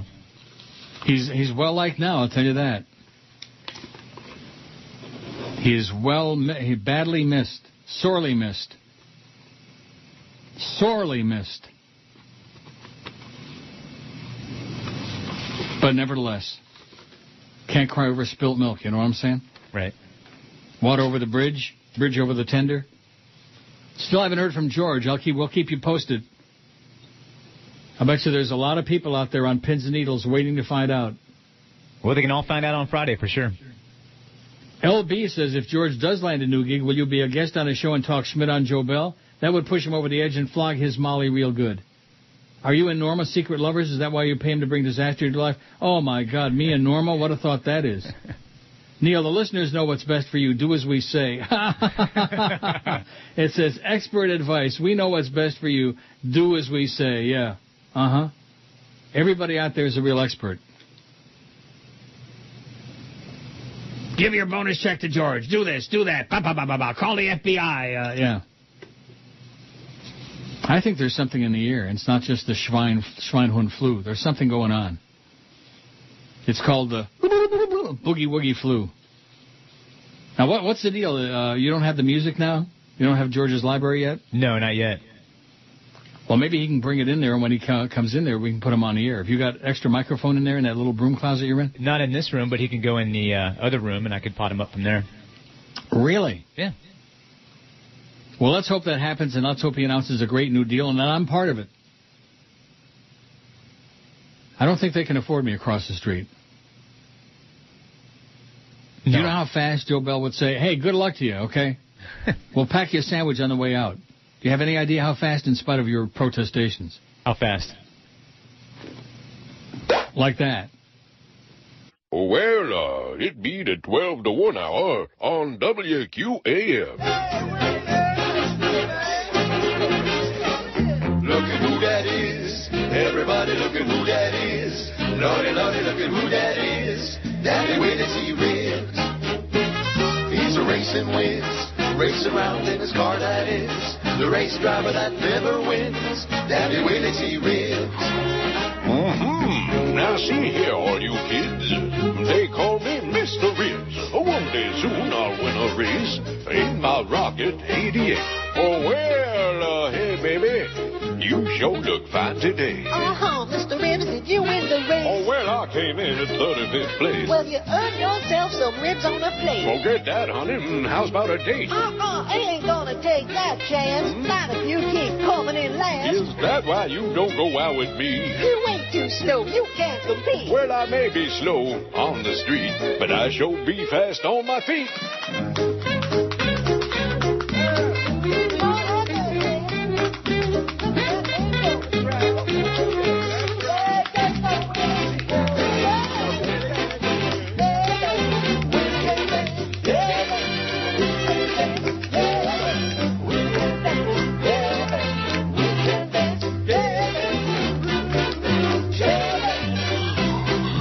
They call him Mr. Ribs. 12:02 at 560 WQAM. Still no word from George. Nope. You get anything yet? Nothing yet. Oh, the Phantom Informer says, I hope I've regained credibility now that others echoed what I reported yesterday regarding the web streaming. No, you have no credibility. Zero.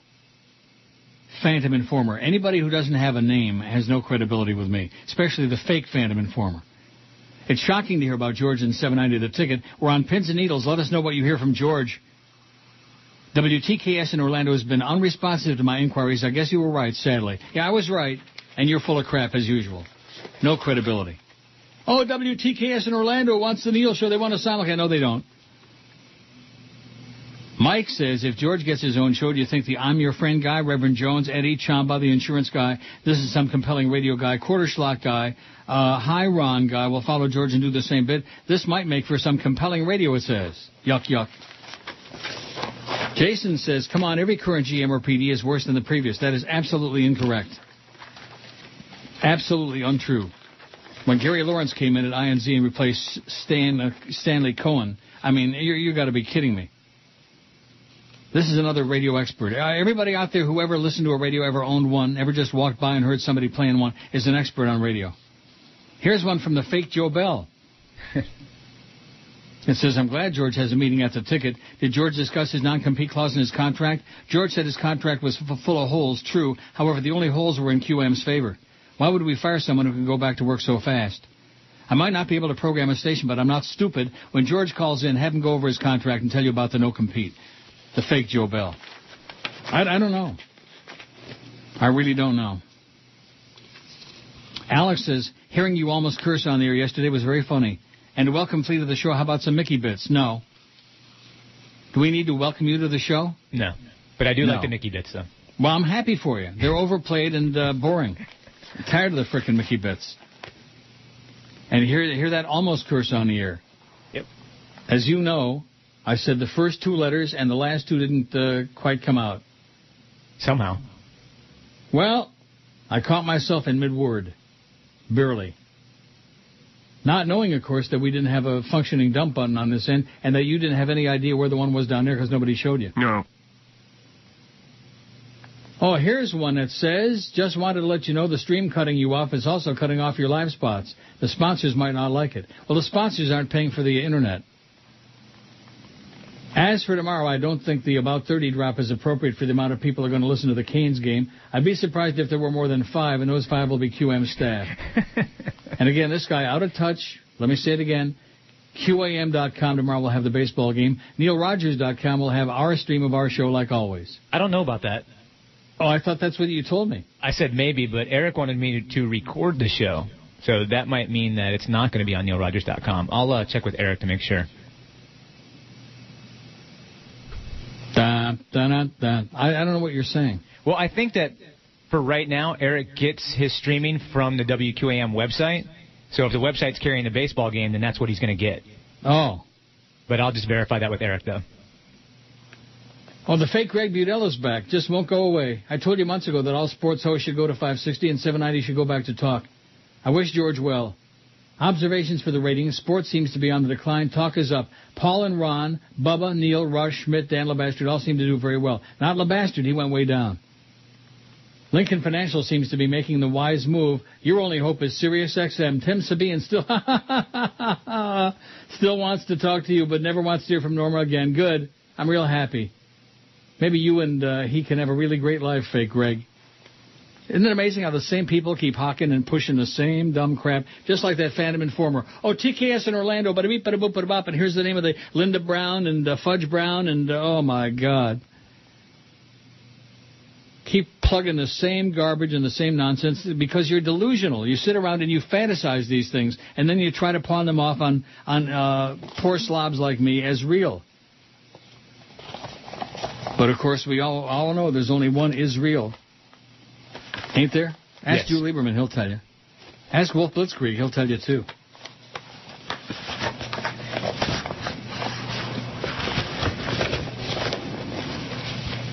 What is this? Yoshi Schmendrick.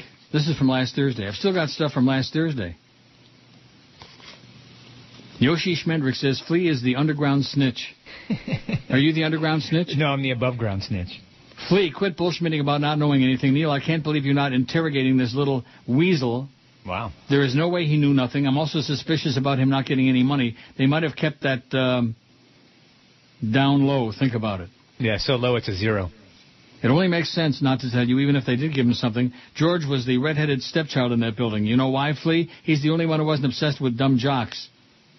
Neil, I don't think anyone is telling you the truth. Don't trust anyone, man. They're all in the same boat together. I don't think Flea is trustable as a producer, says Yoshi Schmendrick.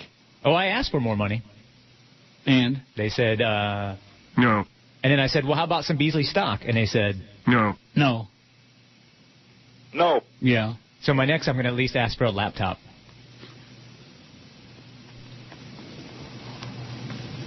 I just can't believe that you're willing to do this 5 days a week, which this is a full-time job, always has been, producing this show, for 0. 0. The Dow's up 17 points. There you go. But if that changes, I'll let you know. If I start getting any money, I will let you know. I got nothing to hide. I don't care. I beg your pardon? I got nothing to hide because I don't care. You don't care about what? I don't care what people think about me, the listeners. I mean, some people are going to hate me just because of what happened, and some people won't. Whatever. Well, that's a good attitude to adopt, because if you start caring about what the listeners think, you're going to be in real trouble. Right. Because most of the listeners are full of, well, you know, just like these people. One day they hate you, the next day they love you. I'm never going to listen again. Oh, I apologize. I'm so sorry. All this other crap. Well, we'll see how brave they are on Friday, because I'll be at the Hard Rock Cafe, you know, for George's party. If they want to say something to me, they can. Yeah, that's right. Say it to your face. Walk up to this and be a man or a butch woman or something, and walk up to Flea to his face and step on him. Whoa. Or whatever you want to do. Yeah. Alan Aventura says, this is also from last Thursday, I've been your loyal listener since the mid-'70s. Wow, where did the years go? Neil, God, my queen. If you learn one thing in life, the only constant thing in life is change. We all get fired and laid off sooner or later. If you have a job, journey of the broke, the system is set up for most job holders to fail. You end up with less money after 40 years of work than when you started. If you want security in life, get a warm, fuzzy blanket. I wish George success in his next endeavor, and remember, when one door closes, another one opens. I love you, Neil. You have always been the man of reason in my life. If I were gay, I would want you to be my life partner, Alan Aventura. I don't think so, Al. But thanks for the sentiment. I'll take James Franco any day. I was just shocked when I saw him in that role. The fact that he played Harvey Milk's longtime boyfriend, that was just kind of shocking, wasn't it? Yeah. A lot of smooching and squeezing and hugging and stuff. Oh, also from last... I've got a pile from last Thursday. Excuse me? I've got piles from last Thursday, is what I said. You don't have to dump it. Although maybe you might want to hit the button and see if it works. I'm telling you, we should try it out. So there we go. Okay. Now, how are we going to know if it worked or not? I don't know. Well, no, seriously. I don't even have any idea how long. I mean, prior to this, going back to the Stern days, they had 3 30-second dump buttons. So if you had like a minute and a half for the last resort to finally dump it. That's what I was told. Yeah, it seems to be working. How do you know? Because the delay's rebuilding itself now. I see. All right. All right. So this is kind of like play as you go. Yeah. Like experiment as you go and find out, does this work? Does that work? Because, engineering, man, it's easy to critique it, but it's tough to do it. That's the rumor I'm hearing. Never got any further response from anyone as to why our studio isn't finished yet and why this dump button isn't working and if it's ever going to work again and a lot of these things. All of these things. That's right. Don't you think it would be nice to know those things? It would be nice. Neil, God. Absolutely.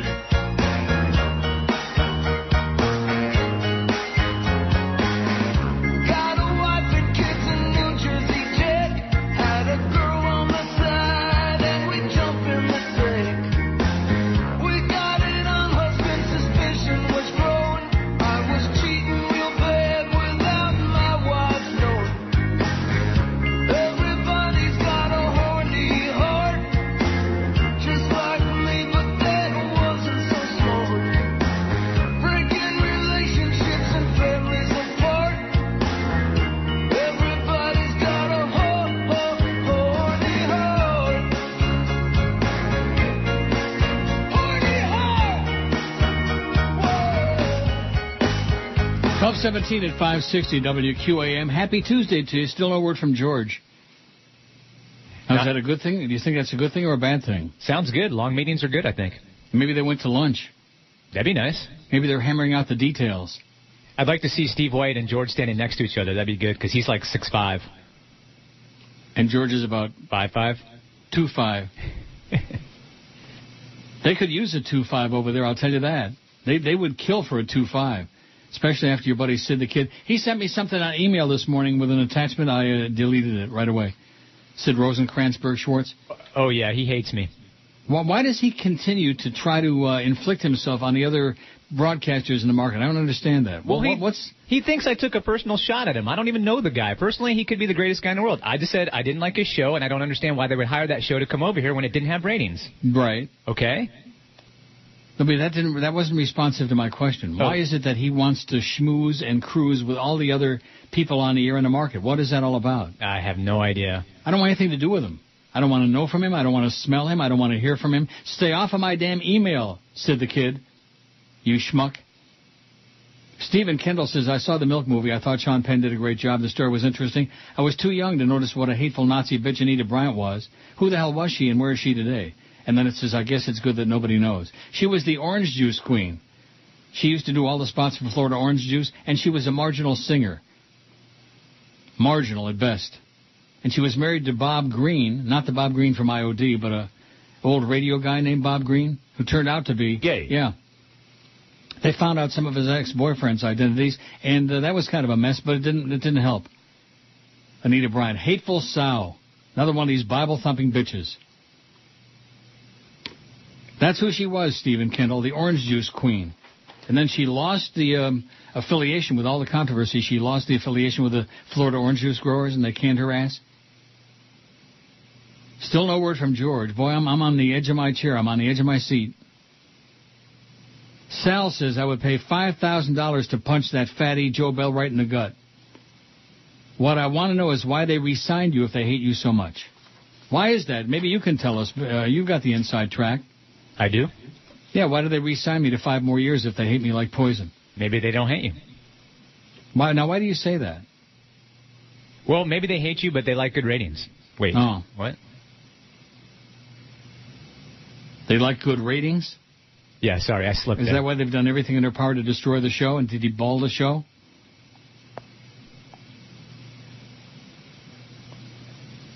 Here's one that says, again from last Thursday, Jeff, I'm getting way backed up here, all the way to last Thursday.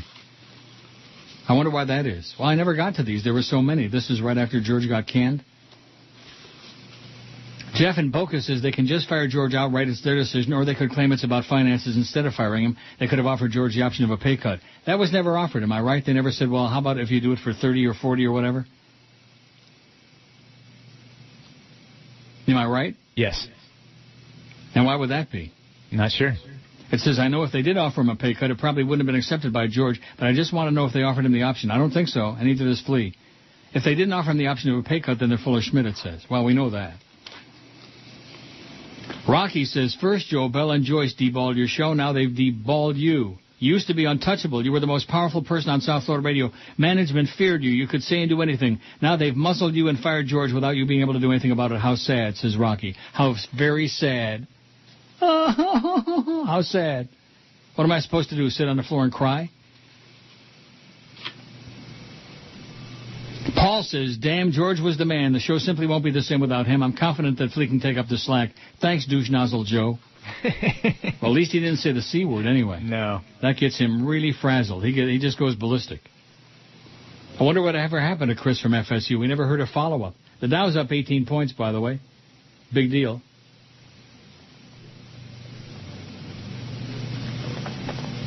Medina says, so if Flea is working for free, I wonder who's paying his bills, or is he just sponging by nature?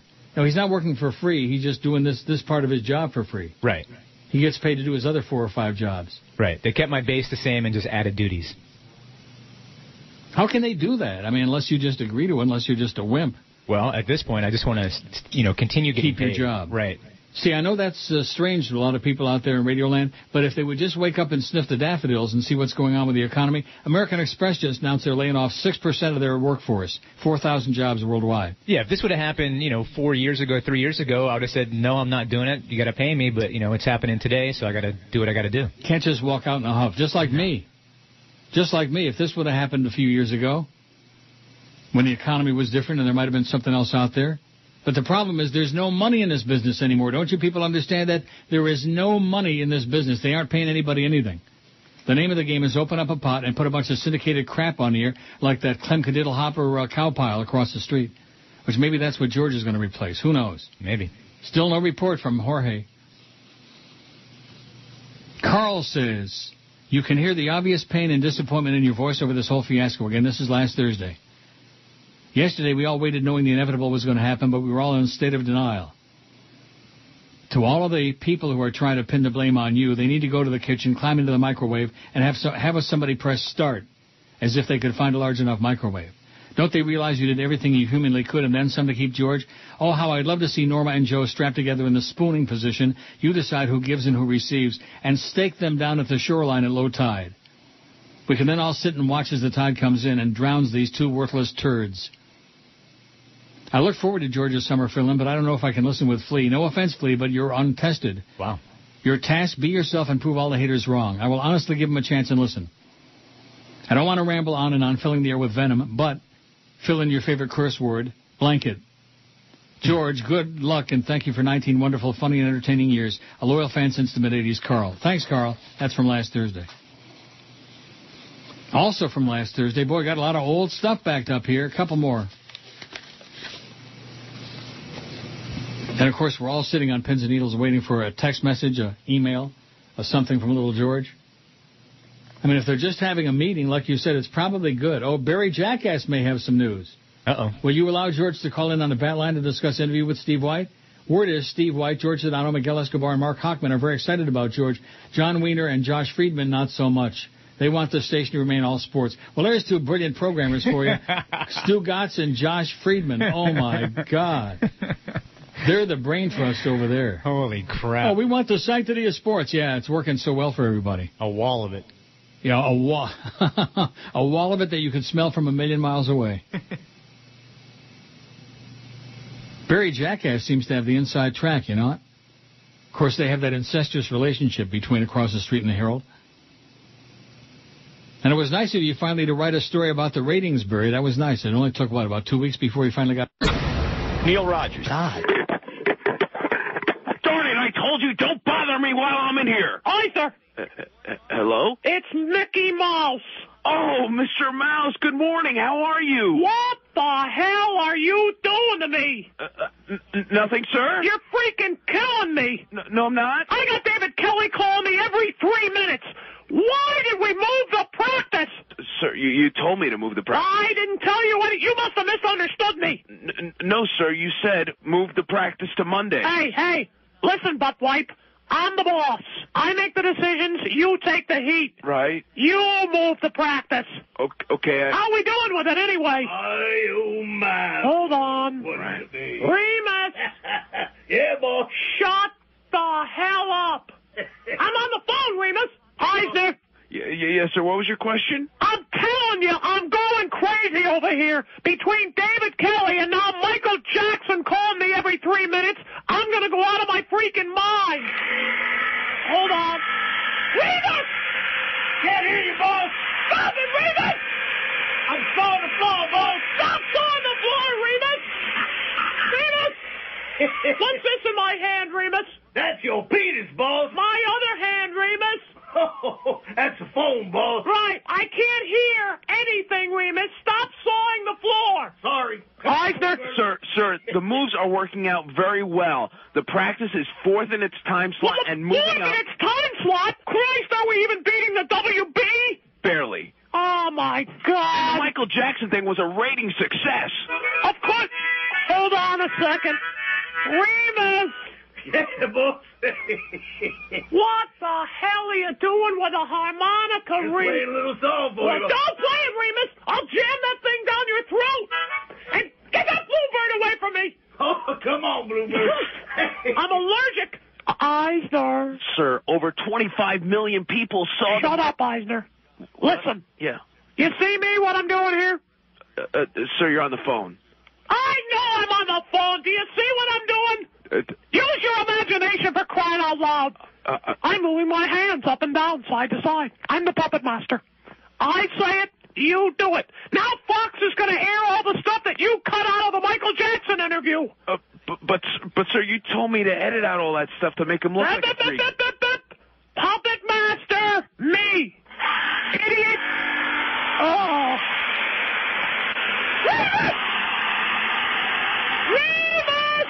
Yeah, boss. What the hell are you doing now?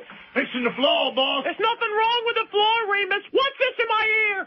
That's your penis, boss. My other ear, Remus. Oh, that's the phone, boss. That's the phone, Remus. Get out. Come on, Bluebird. Get out. Eisner? Yes, sir. Killing me. Killing me. I'm sorry, sir. Killing me. Sorry. Killing me softly. 12:32 at 560. There you go. That's the welcome flea to the show, I guess. Mickey bit. Still funny. You like it? Yeah, I do. Well, I joiced during the... That's why I played it. It's long, you know. Nice. And I didn't even start till there was like 1:52 left in it. It's a 3-minute and 12-second bit. But fortunately, I was back with plenty of time to spare. Mark and Kendall wants to know, how many job titles does Flea have? If he takes on all these responsibilities for no extra money, he must have a giant ego or just be job scared. How can he be in management and know so little about what goes on? The trial by fire will happen this summer. I'll miss George, but life goes on. Flea, please stop your weasel-sounding laugh. Sorry, that's all I got. That's his laugh. He's a weasel-sounding laugh. Or a chic-sounding laugh. Kind of like that, a little bit. Chic Jr. Oh, my God. Still no word from George, and here it's 12:33. His meeting across the street was 11 o'clock this morning. You think that's a good sign? Yes. I would agree with you. If it's a long meeting, maybe they're hammering out details. Or maybe they're just going to lunch. Go to lunch, George. Yeah, what? That's nice, too. Oh, yeah, if you're going to lunch, that means you're having a lengthy conversation about what you're going to do and who you're going to do it to. And they're probably at the Stadium Diner as we speak. Stadium Diner? Yeah. Right on the corner there. Or close to it. I once got the worst omelet in the history of mankind from the Stadium Diner. I don't know why. Had somebody go get it for me across the street. Oh, my God. How can you make a bad omelet? I don't know. It was bad. Although, generally speaking, that place is okay. How's Chuck doing over there at the sub-center? You know, I haven't been there. Ever? Ever. Well, he used to bring us food all the time. Well, the only problem with that place is you have to take it to go. There's nowhere to eat there. Right. And I like to get out of the building.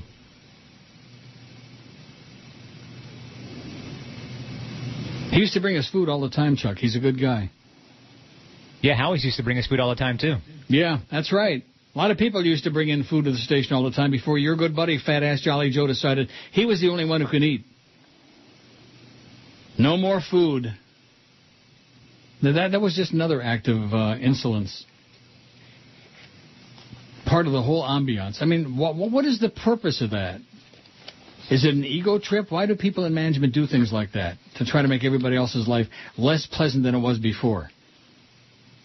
Are there some people who enjoy being reviled and despised? I guess.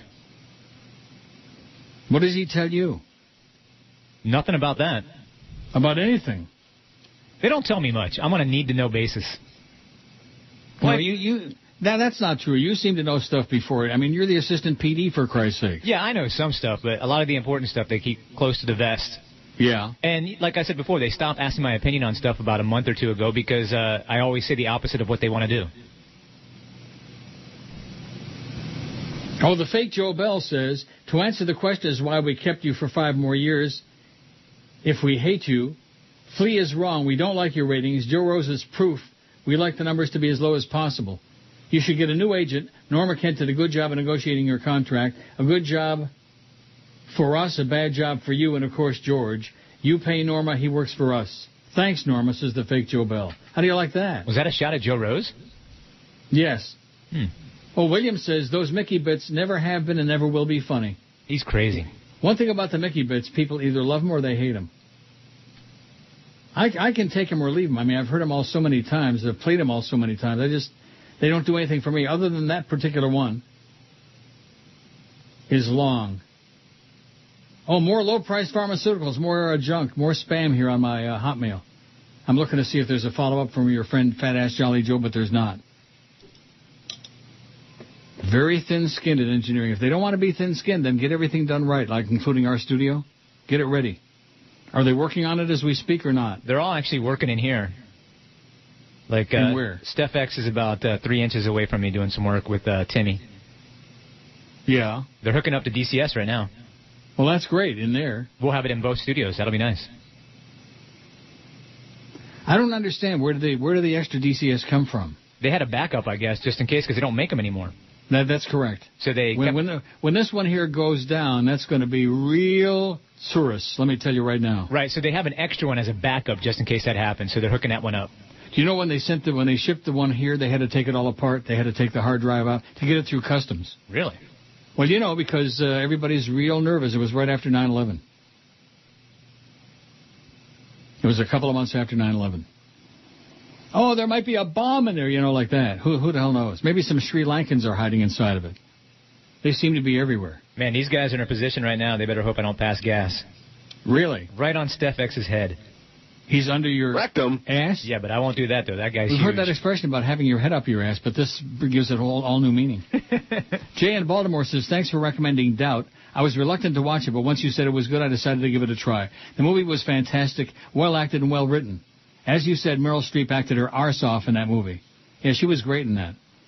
If you didn't hate her by the end of the movie, you don't hate anybody. She was just obnoxious. I'll have it tomorrow. You'll have what? Doubt. I got it in Netflix. Oh. It says, George's firing was so wrong. If Joe Bell can sleep at night, he has no soul. You sound great as ever in spite of all this horse crap, says Jay in Baltimore. Yeah, I sound okay. Even though they're very worried about my health. Oh, he's dying, the old man. He's dying, and what are we going to do? And George will be on the air so much. Well, you're going to be on the air a lot pretty soon. I got a week vacation next month, and then after that I come back and do the summer schedule. So you and Cordis better have a lot of crap planned. I'll do my best. In addition to which, you're going to be taking those great calls, I'm sure. Yeah. Are you? Yeah, I'll take calls. 553 votes on the poll. The most annoying noise, enough to drive me to want to kill somebody, that I have to put up with is neighbor's dog, 108. The neighbor is 62. The leaf blower guy, 48. All night parties, 32. The neighbor's stereo. Push the button, Max!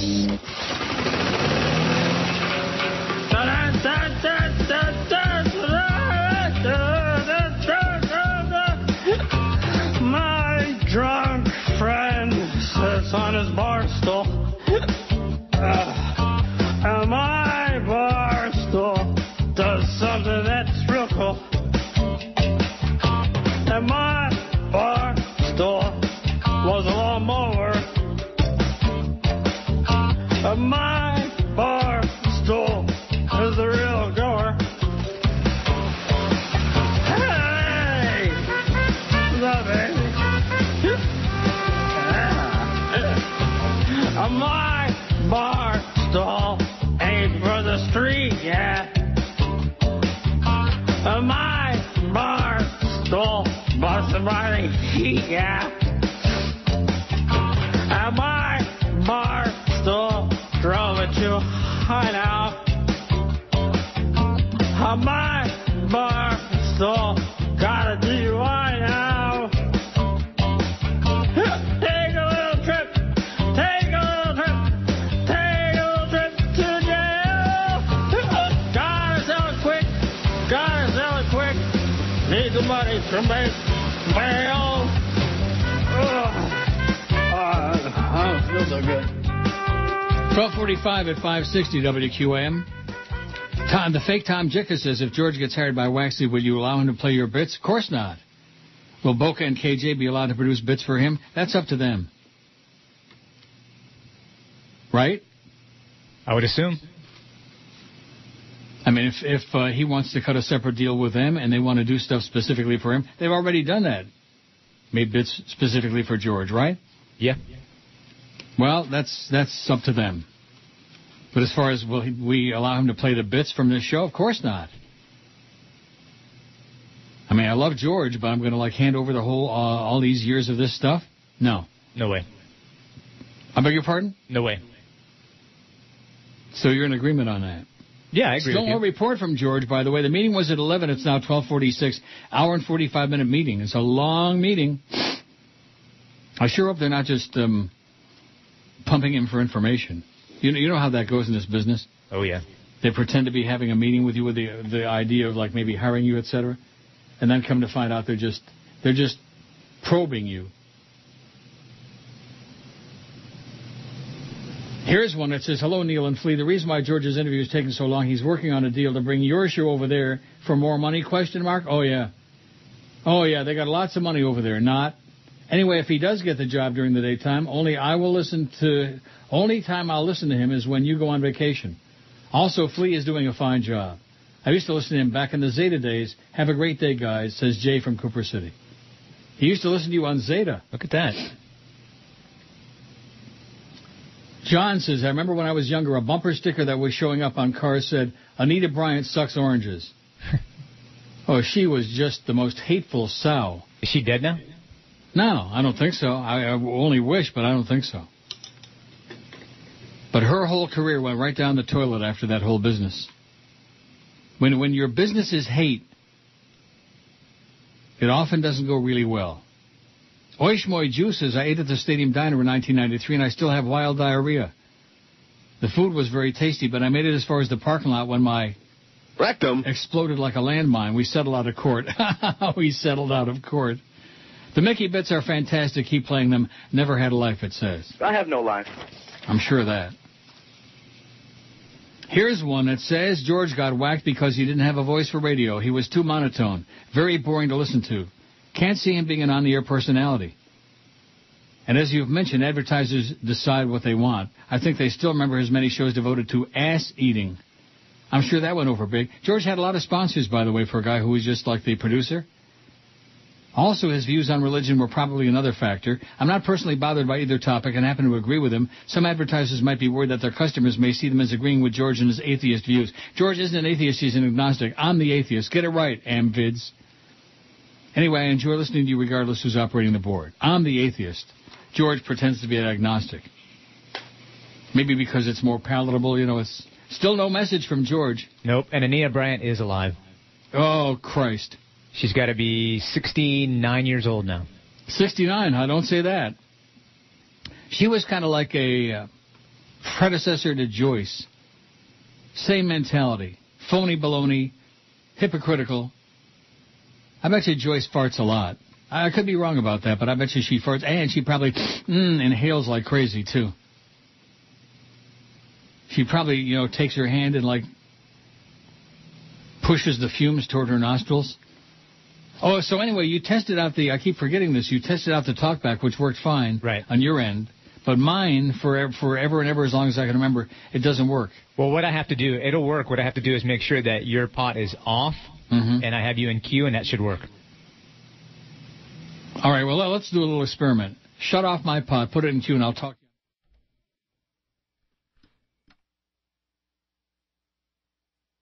I can hear you. Fine, you can, It worked. It worked what? It worked fine. I could hear you. Yeah, but you had my pot closed. Yeah, we'd have to be on the air, so we'd have to talk during commercial breaks. I see. But at least we can do that now. We didn't have that ability before, I don't think. Then I could send you a text and say, shut my pot. Yep. Or smoke my pot. Okay. Paul says, screw the haters. All the Mickey bits are great. Flea is doing a great job. Keep it up. I hope George gets a 2 o'clock slot somewhere so we can get the best of both worlds. And then he writes, that's your penis, boss.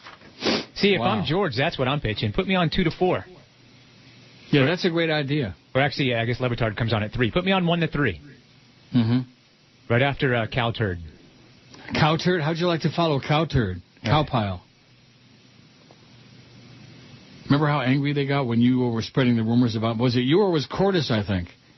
I'm not really sure that they were going to go syndicated in midday. Yeah, that was me. And George Sedano got all mad, remember? Yeah, oh yeah. Oh, he's full of crap. He's just making that up, yeah. Attaboy, Sedano, you're so full of it, man. And this is a guy who, they had a fight to do the morning show. Because he's so insecure and he knows in the morning he's going to do even worse than Sid, if that's possible. Here's a really good question from somebody. It says, why is that idiot loser Jolly Joe Bell continuously chiming in on what's left of your radio show? That's a good question. We hate you, Joe Bell, it says. You're an incompetent boob, a deviant, an nincompoop. You think you're a tough guy, Joe. You like to stalk and harass innocent college students? I'll kick your big fat ass from Miami Beach to Opelika, it says. I'm not afraid of you. You're not the boss of me. Bring it on. Signed, the fake Sally Fitz. Wow. If the fool fits. Mike wants to know, any chance George has Norma Kent represent him in a contract negotiation with $7.90 the ticket? I sure doubt that. Not if he's smart. Castronova says, hearing about George and Lincoln Financial Media, tell him to talk to Bill Stedman, PD at Magic. He's a good guy. Clear Channel's talking about simulcasting our show. We may be adding Orlando, Tampa, and Jacksonville. Depends on the results of the number. We shall see. I've heard that. What? That they're going to be syndicated in other markets again. Well, isn't that great? Here's one with a phone number only and no name. What does Bill Bryant think of Flea? Is there a Flea bit or character on the way? If so, it should be a twerpy voice guy who talks like his something, and it's chopped off. Talks like his nose something, I don't know. The nose. Chopped off. Like my emails, it's just chopped off. Like George's thing. That was really amusing about the guy, about George is going to impregnate 20 women. Yeah. And I'm going to have sex with 20 women in the same day. Oh, my. I don't think so. James Franco, maybe. I mean, if he'll do it with Harvey Milk, with, what's his name, Sean Penn. Evidently, he's not very choosy. James Franco, he was in Spider-Man. Yep. 1, 2, and 3. Pineapple Express. I beg your pardon? Pineapple Express. I never saw that. You don't. Really? Bad? Horrible. And I like stoner movies. It was bad. Oh, no. And he was also in that TV series. What was the series he was in? When he started out, James Franco? I don't know. I'll find out. Somebody sent it to me, and he was like a little punk. I don't know. It's like somebody sending me that Flipper movie when Luke Halpin was about 5 years old or something like that. Sorry. Not into little boys like Philip Seymour Hoffman. So, well, wait a minute. You haven't seen the movie yet. You're going to see it today or tomorrow? I'll have it tomorrow, yeah. I'm going to be really interested in your take. Because as you watch the movie, you either have to take the side of the priest and believe his story, or you believe the hateful old Meryl Streep nun. Boy, she is just so great in that movie. I mean, the purpose of her role and her job is to elicit just absolute hate. You just despise that bitch. And boy, does she do a great job of it. The nuns. I grew up in Brighton, New York, across from a Catholic school. And talk about hate, man. Did they teach them to hate? How come you killed Jesus? And I kept telling those kids, I didn't even know him, for Christ's sakes. Oh, sorry. How come your people killed Jesus? That's what they taught them. The Jews killed Jesus. That's always a good, a good way to engender love and brotherhood and apple pie and stuff. Punky pie. So still no word from George on what appears to be almost a 2-hour meeting so far, if it's in progress, or possibly something went down or is in progress, and he's not allowed to talk about it. Do you think that's possible? That could be. Could be part of the deal. But I think, knowing George, he would write me something. Not for air, because he knows I'd put it right on the air. He fears that. He always accuses me of that. Oh, no matter what I tell you, you always reveal my sources and you put it right on the air. Well, inquiry minds want to know. The audience is on pins and needles, man. I'm trying to give him a leg up. The Real Vanilla Ice says, yeah, likely story. I'm saddened by George's termination. It's obvious that WQAM management does not have the best interest of your show in mind. I am, however, curious as to why there's nothing on your website mentioning the termination. Oh, there's 80 million stories on there, okay, that have got 80 million hits. And there's still a link to George's email. Can we still contact George through this email? Hello, this is Arnold. This is not a tumor. It's the 1 to 2 hour. Yeah! Ain't ready. What's up, y'all? This your boy G-Mike. You see, I usually do songs with, hooks and concepts and shit, right? But that, man, I'm trying to go platinum. So I'm about to rock this. Check this out, y'all. Read a book, read a book, read a book. Read a book, read a book, read a book. Read a book, read a book, read a book. Read a book, read a book, read a book. R-E-A-D-A-B-O, okay. R-E-A-D-A-B-O, okay. R-E-A-D-A-B-O, okay. R-E-A-D-A-B-O, okay. Not a sports page, not a magazine.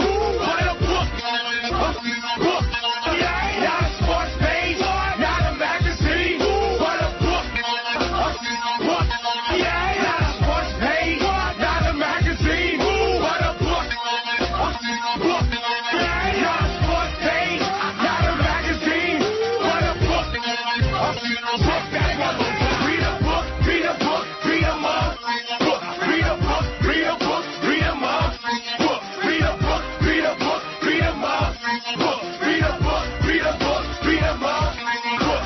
R-E-A-D-A-B-O-O-K. R-E-A-D-A-B-O-O-K. R-E-A-D-A-B-O-O-K. R-E-A-D-A-B-O-O-K. Raise your kids, raise your kids, raise your damn kids. Raise your kids, raise your kids, raise your damn kids. Raise your kids, raise your kids, raise your damn kids. Raise your kids, raise your kids, raise your damn kids. Body needs water, so drink that. Body needs water, so drink that. Your body needs water, so drink that. Your body needs water, so drink that. Buy some land, buy some land. Spin it real, buy some land, buy some land. Spin it real, buy some land, buy some land. Spin it real, buy some land, buy some land. Spin it real, brush your teeth, brush your teeth, brush your damn teeth. Brush your teeth, brush your teeth, brush your damn teeth. Brush your teeth, brush your teeth, brush your damn teeth. Brush your teeth, brush your. Hello? Hey, are you there?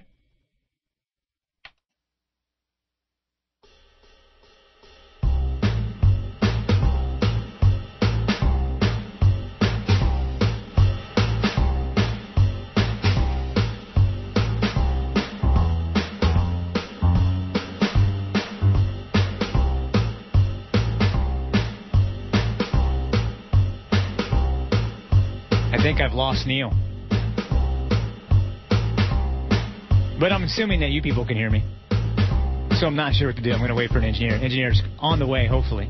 So if there's any engineers in the building and you can hear me speaking right now, I believe that we have lost Neil, the connection to Neil, at 1:03. I am pleased. Is this like a little thrown into the fire, I guess, to fill time and see what I can do for a show? Well, I'm really not prepared, and I don't even know if this is even going out on the air. I'm assuming that it is. And hopefully we can get Neil back up. This could be him. I'm getting a text right now, so this could be Neil right now. The line is down. Yes, so the line is down, so I guess you guys are stuck with me for right now until I can get an engineer. So if there's any engineers listening right now, that would be great if we can get Neil back up. Hey, can you find me an engineer, Adrian? Steph's is on his way. All right, Steph X is on the way, so I don't even know if Neil can even hear what I'm saying right now. But we will work on it, I guess, and in the meantime, I guess you guys are stuck with me for a few more minutes until we get an engineer in here and see what's going on. But I can tell you about the party for George. We actually got the thumbs up on that. That's a green light. We're doing that. So if you want to pay a little tribute to George, you want to come by and say hi, bye, love you, miss you, you're the man, drop off cash. He will accept cash, checks. I don't think he has a credit card processing machine yet, but maybe we can get one set up for him at the Hard Rock Cafe. So here's the details. And you can always go to WQAM.com and see if you can get the details there. Oh, Neil's calling me right now. Hang on, let me talk to Neil. Hey. Yeah, Steph X is working on it right now. So hopefully we'll be back up. I'm on the air right now, just kind of filling until we can get you back up. Okay, I'm just right now talking about George's party on Friday. All right, bye. Now that's real radio right there, isn't it? Okay, so that's Neil. He's on the other line waiting for us to get the line back up. So as soon as that happens, obviously you will know because Neil will be talking. I have his pod on right now. But anyway, the party for George. Here's what's happening. Friday. This Friday from 4 until 7 p.m. I don't know why I say 7. I don't know why I say p.m. I mean, it's obviously 4 to 7 in the afternoon at night. I don't think we'd do it from 4 to 7 in the morning. But from 4 till 7 at the Hard Rock Cafe, which is right inside the Hard Rock Casino and Hotel, as you kind of head around towards the I guess the pool entrance really is kind of where it's at. You'll see it. Just keep walking around or just ask somebody where the Hard Rock Cafe is. And what they're going to have for you guys basically is happy hour prices, so they'll have some specials on drinks and on food. And George is going to be out there saying hi to everybody, so, bring a camera. Bring your friends. Everybody is welcome. It is free to the public, not the food and drinks. You got to pay for your own food and drinks. I think we're taking care of George because he doesn't make any money right now. I guess he's on the unemployment. And I guess he's maybe got a couple of months left of pay here. But we're going to take care of his food and drinks. So maybe he'll sneak you one or something like that. But that'll be this Friday from 4 until 7 at the Hard Rock Cafe in the Hard Rock. So do we know what the deal is? It's just the line dropped out? Circuit's gone. Any ETA on fixing it? No? It's up to the phone company? Oh, Christ, we're in trouble. Looks like I might be doing the last hour by myself. I don't know if you can even hear me, Neil. I don't think he can, but if you can, you might be taking the rest of the day off, brother. So for those of you, too, that are wondering, like, what it's going to be like when I do the shows, you know, because you're so used to George, and obviously, those are big shoes to fill. And I'm not expecting to come in and be gangbusters as good as George is. I think I'll have to grow into the role, and you guys will have to grow into knowing more about me. Now, a couple of things that I think you'll find similar between me and George is the fact that we both love new music, and I think George got a lot of his new music from me, and we had a little exchange thing going on. Sorry, I'm checking. Neil's texting me. I guess I can call. Yeah, he can call in, I guess, on the bat line. If we don't get it fixed by the break here, then we'll call Neil and have him on via the bat line here. I don't know how that's going to sound, but whatever. We'll figure it out. So anyways, back to me. Because it's about me when Neil's not going to be here, which will be a week off in June, I guess, and then the summer schedule starts where I'll be on Monday, Wednesdays, and Fridays. But here's the bottom line. George and I were very similar because we were friends, so we kind of rubbed off on each other. New music, I'll have that for you guys. That won't change any. Anti-religion, I am very much so. I am very much against organized religion. I don't know nearly as much as George did. I mean, that guy was like a religious encyclopedia. He knew it inside and out. He was quoting scripture and everything. I can't take it that far, but I do agree with a lot of the ideals that he had. Like George and I were both agnostic, not atheists, because atheists believe in nothing. I think an agnostic, like myself and like George, is we believe in that we don't know. And I don't know what I'm going to... When I die, who knows? We could be just dirt. There could be one God. There could be multiple gods. And we all assume that this God looks like us, but who knows? Maybe God looks like a platypus. Wouldn't that be sweet? Walking around like a half duck, half beaver thing? Would you be so, like, intimidated from God then? If God looked like a platypus, would you be scared? You'd be like, oh, little God platypus, what are you going to do with me? And then he, like, strikes you down and sends you to hell. Got more texts coming in. I don't know what's going on. Uh-oh. Neil says, looks like all your phone lines are down. Oh, great. Well, something's ringing in right now. Does this phone thing even work? Let me see if this thing works. QAM, hello. Yeah, see, it's not going over there. You know how to get this thing on the air, Timmy? Hang on a second, dude. Hang on, man. We got to put that thing on hold. I think that worked. I think you got him on hold. Either that or you hung up on him. He wasn't on there. I couldn't hear him. Man, everything's going to hell in a handbasket in here. He can hear me on the phone, though. I think you just got him on the speakerphone, dude. Figure out how to put him on hold. New day, first day in a new studio for me even trying to work the phone, so I don't even know what's going on here. But I think you guys will be happy to know that some of my show will be similar to what George did. However, I will not talk about derby girls and roller skating because that's not my scene. I'm more of a beer drinking, going out to a nice, dive bar, bellying up, grabbing a PBR in a can. No, I'm actually kind of a beer snob, really. I mean, I'll down a PBR. All I did was hit the button once. You might be able to just hit it again. The guest, that one? Well, it says calls. No, he's not on. Can you hear me, dude? Well, now you got him on hold for sure. But I think maybe I'm hitting it up wrong. You there, dude? How about now? No? Got to figure out how to work these phones, man. Maybe they are down. I mean, he's on it, so obviously it's working. Did we keep the same phone numbers from last time? 5670560. Data Broward, 954-305. All right, why don't we do this? Enough about me for a second. You know my show is going to be similar to George's but different. Probably more of a regular guy kind of vibe with my show. I'm not quite as... And this isn't a dig. This is not a shot at George. I'm not quite as... I don't want to say homophobic because George was not homophobic. He actually, worked with Neil for 18 years. I don't think George was homophobic, but George would go to the extremes to prove that he wasn't gay, I guess you could say, talking about how manly and how much, he had sex with random chicks to kind of show that he wasn't gay. I don't go that way. I know I'm not gay. I don't need to prove to you guys that I'm not gay. And I'm definitely not homophobic. I've got some very close friends that are gay that I... Yank it, baby! WQAM is proud to bring you the WQAM School of Broadcasting. Yes, you too can have an illustrious career in the wonderful world of radio. If you follow our curriculum, the course is free. Of course, you'll work for free. Call 1-800-WANNABE and speak to our Director of Education, Mr. Lenny Martez. So, you want me a broadcaster? A what? A broadcaster. Yeah. Alice? Yeah. Broadcaster. Broadcaster, Well, right. can you say news? News. News. Yes. News. No, it's not news. It's news. News. I'll take you on a tour. You need help. Here we have the Joe Rose Beginner's Course. Wait. Repeat after me, man. Wait. It's good.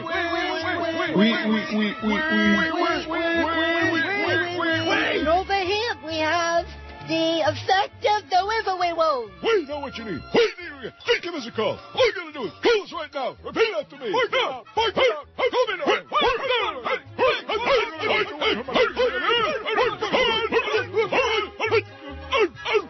And over here we have the hike subdivision.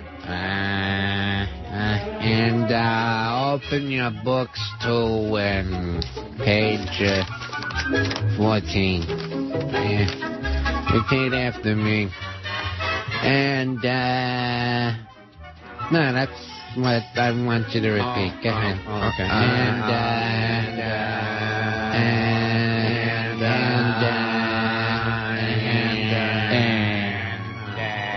And over in this room is Goatee 101. Yes, it's the wonderful world of radio.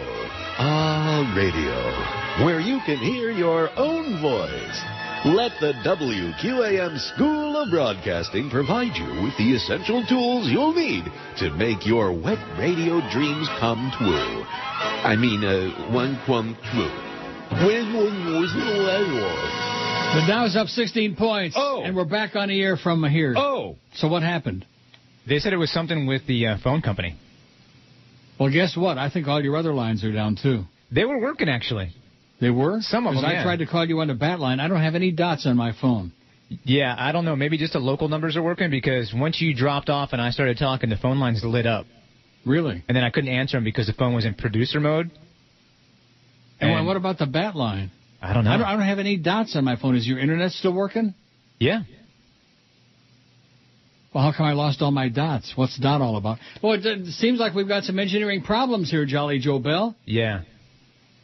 It's not. It couldn't possibly be that they put the bum's rush on this whole move, could it? And that they made the move prematurely before they were really ready to do it. Couldn't be that, could it? No. No. Don't want to get Corso all upset again, but you know it is time consuming to do all these things and to move to another building. And it would seem to me that they would have taken their sweet time and done it right. But then again, that would be the right thing to do. We got 600 votes on the poll. Neighbor's dog is pissing most people off. So I got no dots. Yeah, I got dots here. Well, I don't. As a matter of fact, line 1 is ringing in right now. Well, I couldn't tell you because I got no dots. And I've tried. Oh, you know what the deal is? What? Oh, wait a minute. Configuration. Oh, associate producer is not currently connected to a server. You know what that means? No. It's down. Oh, no. Yeah, so they're telling me that this was a Bell South AT&T problem. Yeah. Not our problem. Well, I could see the line went out because I had 2 green lights and 1 red light. So if there's a red light on there, it means we're off. Yeah. But what are they telling you about the internet, about my phone line? Nothing. There's nobody here now. They all left again. Well, that's bad. Yeah. Anyway, 20 after 1 at 560 WQAM. Well, at least your phone lines are working down there anyway. Pete the Chronic says, is this what we have to look forward to with Flea all summer? Is he Goldie's cousin? Play the tapes. Very bad, Pete. We're in a time of distress, of technical duress and distress and undress. It's a mess. Yeah, I thought that I could change the configuration on here and get back the dots. But guess what? Maybe I need to reboot the computer during the break, which I have to go all the way around and potchkey around with that. Uh-oh. Well, no, it's on the floor on the other side of the board. Or maybe I should just say screw it, because I'm not taking any calls anyway. Yeah. Screw it. Boy, and still no word from George. Barry Jackass seems to have some information, but we have nothing. Let me look and see. No? The following message is for homeowners who thought they could not refinance their homes. Here's another spam email. I need that like a hole in the head. Got no email from George and certainly no text message. Have you? No. Well, so what's the deal? Why don't you text him and say, so, ¿qué pasó? What happened? I'm doing that right now. Yeah, do it. And the text, too. At least he can tell us whatever he's allowed to tell us, which may be not much, but or even if he just says, I can't tell you. Something. Rudy says, well, Neil, the fee just dropped in time for your Joyce, thank God. Already did my Joyce. Anyway, I pay for your ticket to see you at the party for George, it says. I'm not going to be there. I can't make it. I would be there if I could take the day off. But I think that's a bad idea. Mike says, right in the middle of the rap song, we get dead air, and then Flea saying, is this on? Are you there? All right, love those new studios. It says the engineering blows. Now, come on, Mike. Go easy on engineering. They're very thin-skinned, George Corso. And he goes running to the management. They're picking on me. The old fags picking on me. We're working our ass off. He's like a child. He's like an overgrown child. So Barry Jackass says, as far as George is concerned, my sources say the meeting is over and went very well. This was at 12:57 p.m. That would make it a 2-hour meeting. Went very well. That doesn't tell me anything, but nevertheless. Your sources are very vague and, inquiring minds want to know what that means, Barry. And you're not getting any response from little George? No. Greg says, that's it. Get that effing turd off the air. See, I'm not going to say F. No, don't. You can, though. I got the dump button. No, I won't. Hopefully never again. No. And that's happened to me 3 or 4 times over the years. That happens to the worst of us. Happened to me once in Tampa. Did it really? Yeah. But did your dump work? We didn't have a dump. Oh, you didn't have a dump? No. Flea is a fake stoner, and now I know he's the mole. The Express was great. He's a turd. Run like hell, Neil. Run like hell. The Express sucked. Uh-oh. And it's the Pineapple Express. Well, it says on top Pineapple Express. Yeah, that movie sucked. He's calling it the Express. And James Franco was in it, and it sucked? Oh, I got a text from George. And he says? Good meeting. All my old friends vouching for me. They have to talk to corporate now. That sounds good. Oh! Sounds promising. Oh! All his old friends like Miguel. I wonder about Stu Gatz. Probably it sounded, not. Huh? Yeah, it sounds like Stu Gatz. Sounded dubious to me about Stu Gatz, him and Josh Friedman teaming up against little George. Oh, here's somebody with a comment about the new studio. It says, sounds like QAM made a premature evacuation. Attaboy, Ron. Ron from Miami, you are absolutely correct, sir. You got your thumb right on it. Fershke says, people should be nice to Flea. He did fine. I would have just stared at the microphone, which is why I'm not on the radio. That's right, Fershke. Fershke. One more Anita fact from John. John says, also recall that years after her controversy, Anita became an annoying spokesperson for Skippy Peanut Butter. Her catchphrase was, no, Skippy's better. I don't remember that. I had a dog named Skippy. I've never been a big peanut butter guy. You know? Are you? Yeah, I like peanut butter. I'm not saying I don't like it, but I've never been a big, and I certainly don't like peanut butter like ice cream or peanut butter candy. Like Reese's peanut butter cups. Oh, phooey. Yeah. Ooh. I don't like the fake peanut butter. Which is what? Like a Reese's. That's fake peanut butter? Well, I mean, I'm sure there's some peanut butter in there, but it's not like regular, just pure peanut butter. Somebody says, since Flea is now a fixture on the show, how about putting a picture of him on your website? Okay. So, yeah, let's put a picture on the Neil Rogers website. In fact, let's get that website straightened out, Eric. And where's the thing about George's party on Friday on our website? I don't see it. I don't know. I don't think Cordis is here yet. No, I'm talking about on the Neil Rogers website. He's got nothing to do with that. Yeah, and Eric sent me something on that. Let me see what he said. He did? Yeah. What am I going to do about these damn dots? George News on our site. I'm setting something up to show the latest George News on our site, and that was at 10 o'clock, 10:06. Eric said that? Yes. Okay. Well, give him some time for crying out loud. He's got a lot of meals to eat. Bob says, as a follow-up to one of your other online listeners reported you earlier, it's true. The online feed is beginning commercial breaks before you actually break for a commercial. This online break began when you went... Station stands for nothing. April 20th, 1769. Ottawa Indian Chief Pontiac is murdered. We now present Chief Pontiac's famous last words. Ouchum. Pontiac's dead. Someone call AAA. Join us again for Famous Last Words. Okay, so Carolyn informs me she can hear me on the internet. That's great. I'm not saying our streaming is down. I'm saying that the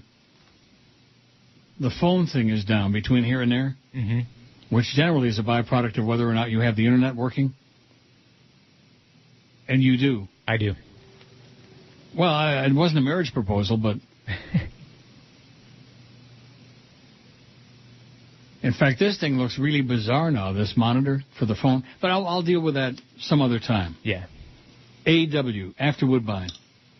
Oh, your priorities are all screwed up. Hey, listen, I'm not going to be the engineering savior, okay? All the green lights are on there. I can hear you. You can hear me. What more could anybody want? And George may have a job? Yeah. Well, as soon as he knows something, he'll let us know, and we'll let you know. And then they will fear you, George. Then they will fear you. And don't forget to come out on Friday, too. Yeah, between 4 and 7 at the Hard Rock. Come on out and see George and give him a big kiss. Bring him some stuff. Bring him some good stuff. Bags of money. Bags of money and bags of weed. Yes. The Real Vanilla Ice is back. He says, I don't want to be chronic. You are. But the show continues to get cut off, and now the lines are dropping off. Is this engineering or sabotage? Tell Joe Bell to get his Schmidt together. Get your Schmidt together, Fat Joe. No, I know engineering's a lot more difficult. It's easier to critique it than it is to do it. I know.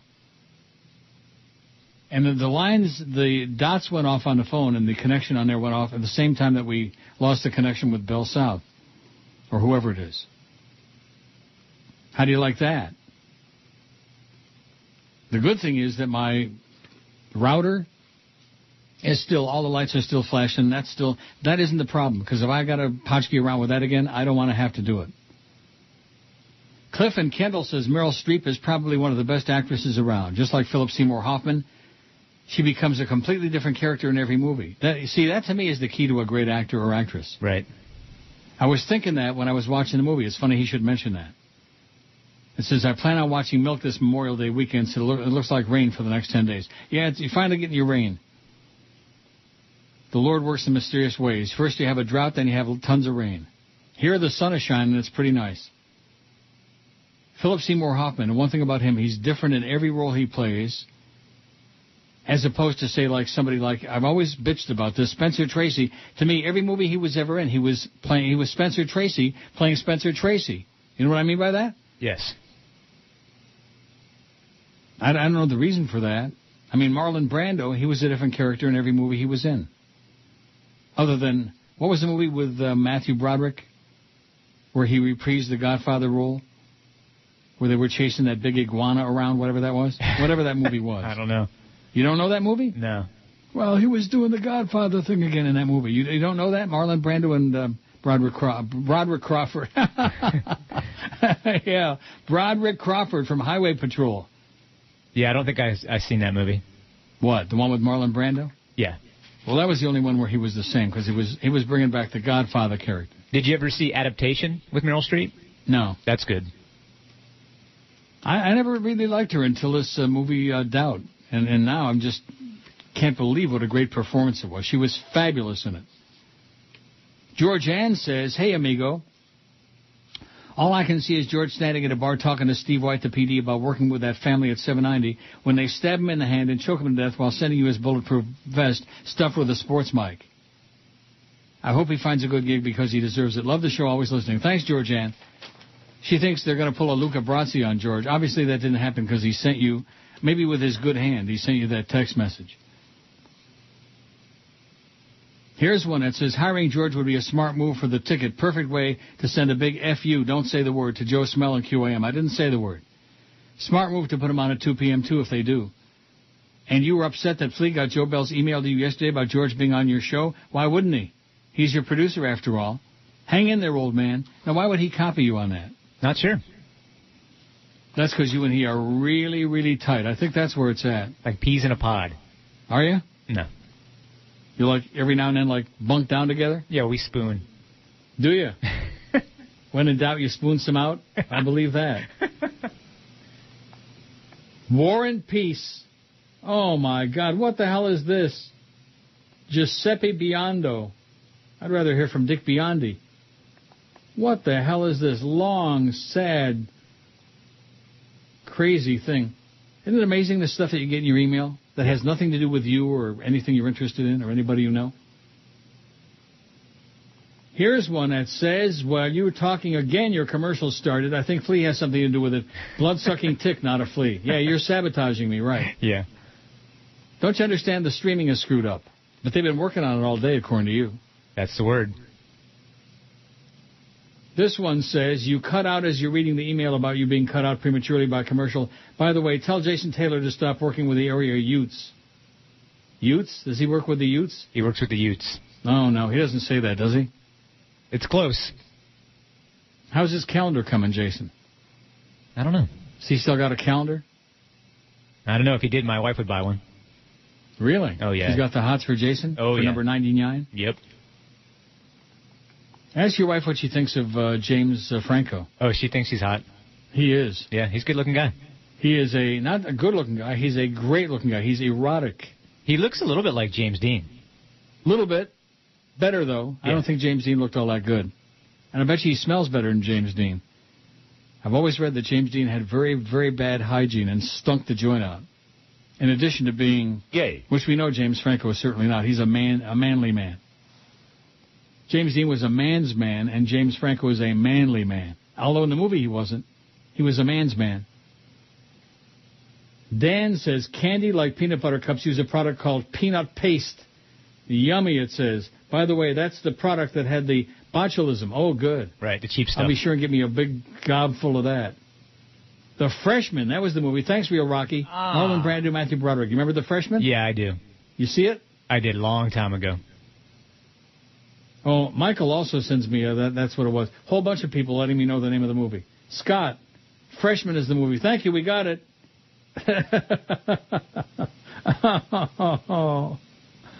Just amazing. Jeff says, it's The Freshman, says Jeff and Davey. Thank you, Jeff. Your web stream is working. I'm in Stockholm and listening. Tell George to clean up his web so we can read what the hell he's posting. Lose the friggin' Joker image, which blocks the text. Just wanted to bitch about something since it's so bloody cold up here.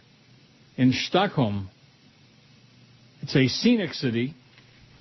Food is pretty good, although very overpriced. Everything is very expensive there, and the people are very neurotic and really a lot of drunks, a lot of suicides in Stockholm. Speaking of suicide, I never heard any more from my friend from Michigan. He was going to go to the library today and let me know if he got canned or not and if he was going to take those pills. I never heard any more. Now, if something happened to him, I'd never hear about it anyway, right? No, I would assume not. Because I don't know his wife or anybody else from his family. He's got 2 grown kids. Stepkids. I don't know. And then, of course, if I did find out something happened, I'm sure I'd be bombarded with, see, if you could have done more, Neil, if you would have put him on a plane and brought him to Toronto and fed him and clothed him and housed him the rest of his life, something like that, because that's the way this audience is. I'm supposed to be the savior of the entire subhuman race. You're listening Hey, wait, don't go anywhere. Well, here we go again. On South Florida's Sports Leader, 560 QAM. You got to do it live. I do? East Coast Public Adjusters. Yeah, you missed it the last break. Oh, see, that's because on the log it's the same thing again. Yeah, it's all messed up. Oh.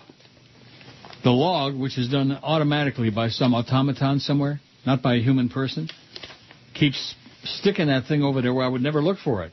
Would you look for it over there? No. No. Grab my junior, honey.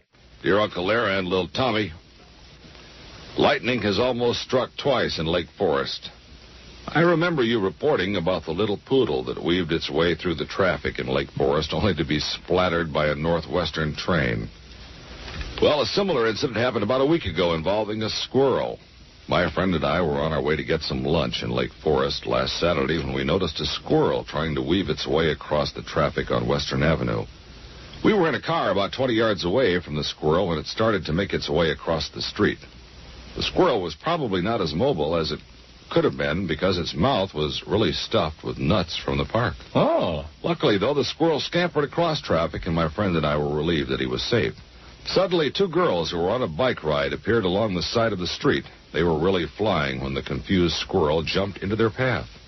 The girl tried to avoid the squirrel, but he somehow hit the back tire of her bike and got caught up in the spokes. Oh, dear. The poor squirrel went around in the wheel several times before he got free and was flung on the grass. To our surprise, the dazed squirrel got to his feet and staggered away, apparently okay. Oh, good. The girl who was riding the bike was a little upset, but I'm sure not as much as the squirrel. Luckily, he didn't lose his life, but he might have lost his nuts. That's right. 1:45 at QAM. So anyway, that was Larry Lujak from 100 years ago. Why did I play that? Because I got an email that makes no sense. Again, from somebody with a phone number and no name. Okay. It says, I was on you listening to Larry Lujak's last days on WCFL and WLS. Now, he was a real broadcaster. I was on you. What does that mean? Maybe YouTube? No. No, I don't know. Yeah, he was a great broadcaster. He was funny as hell, Larry Lujak. But at any rate, what that's supposed to mean, I have no idea. But that inspired me to play that bit, which I haven't played in a long time. So what's the lay of the land there as far as engineering and all this stuff? What's going on? Well, there's nobody in this room now, but they're running around doing stuff. It is a lot of work for them, that's for sure. But I don't doubt that. I said that, but why not give them enough time to finish it right since we head till the end of the month? Right. What was the bum's rush? Poor planning, absolutely. Poor planning? Or no planning. Yeah. Mark says, I like the new guy better already. He has charisma. George tried to be you. I hope this flea guy doesn't make the same mistake. Don't try to be me. Okay. Because I was going to sleep with a guy today, but maybe I'll wait. Sleep with James Franco. I dare you. I dare you to try it. I'm a big fan of Johnny Depp. Yeah, there you go. I like James Franco better from that standpoint. Will Blake says, I thought Milk was well done and a good statement as the marriage rights debates continued. I don't think Dan White was homophobic. He also shot Moscone, but a desperate man due to political and business disappointments who sought revenge on two of the men he blamed for his troubles. No, I think he was in the closet. Gay. Yeah, that's the general consensus. But nevertheless, whatever. He's still dead, Dan White. Sean Penn said that his son was so upset that his dad kissed James Franco. His daughter was upset that James Franco kissed her dad. That's funny. Wow. I'm upset. I'm jealous, not just upset. I'm pissed off. Other films you might find interesting, says Will. Angels in America. An HBO film with the different storylines, including a closeted married gay Mormon in a big city, his druggy wife, deathbed revelations from Roy Cohn, and Ethel Rosenberg. Meryl Streep, whom Cohn helped to try to convict and haunts him. I think Al Pacino's in that as well. Yeah, Al Pacino played Roy Cohn. Over the top, it says. Wow. Far from Heaven, about different social issues in the 60s, black-white relationships, closeted gays. And the band played on about the research, cover-up, and discovery of HIV virus, includes Ian McKellen and Richard Gere.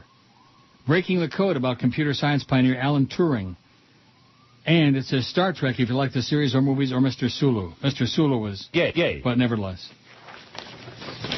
So there you go. That's Will's selection of movies. Alexi says, regarding George, maybe we'll get the lineup we've always wanted. George leading into you or following you afterward. Hopefully they wouldn't put him up against you. They have a sure ratings win if they line him up against either Big Dog O, or Mad Dog. Big O can't put a thoughtful sentence together. I'm sure George already has him on that. What are you smirkling about now? What, nothing? You making fun of the Big O? It wasn't bad enough you called Joe Rose yesterday a butt-sucking quisling or something, whatever you called him. Ass clown. But, boy, they sure have been kissing up to the engineering staff. You almost get the feeling they've been instructed to do that. Probably. Go on and on about, oh, gee, what a great job these guys have done. Well, maybe with that one studio, but ours is still far from being done from what you're telling me. And the let me see if I got my dots back. No dots on the phone. What's dot all about? I guess I'm going to have to work on that myself here, maybe. Reboot the computer. Serge in West Palm says, I'm straight, I saw Milk and liked it, and yep, James Franco is a nice-looking fellow. A nice-looking fellow. But Sean Penn is an embarrassment, good actor, but a clown. Oh, I wonder if he's an ass clown. What does that mean, good actor, but a clown? Like I said, I thought he did a really good job in the movie, but there were times when I wasn't sure whether he was playing Harvey Milk or Harvey Firestein. He was a little bit over the top. And like I said, the Emil Hirsch character was just a screamer. Wow. Screamer. Trevor says, this is from last Thursday. Joe Bell has to be the dumbest station manager of all time. He kind of reminds me of W, the dumbest president of all time, and the George situation was like Iraq, a knee-jerk reaction where he doesn't understand the long-term consequences. George had a bigger following than Joe Bell realized. A lot of my friends, as I did, looked forward to George's show because it more closely resembled what your show used to be. The calls were a huge part of your show, and I, for one, missed the exchanges with the good callers and bashing of some of the morons. George handled the Jamba and friend idiots very well by not making them an issue. Too bad you can't have a second dump button with a 2-second delay and hit it when you hear Jamba or I'm your friend.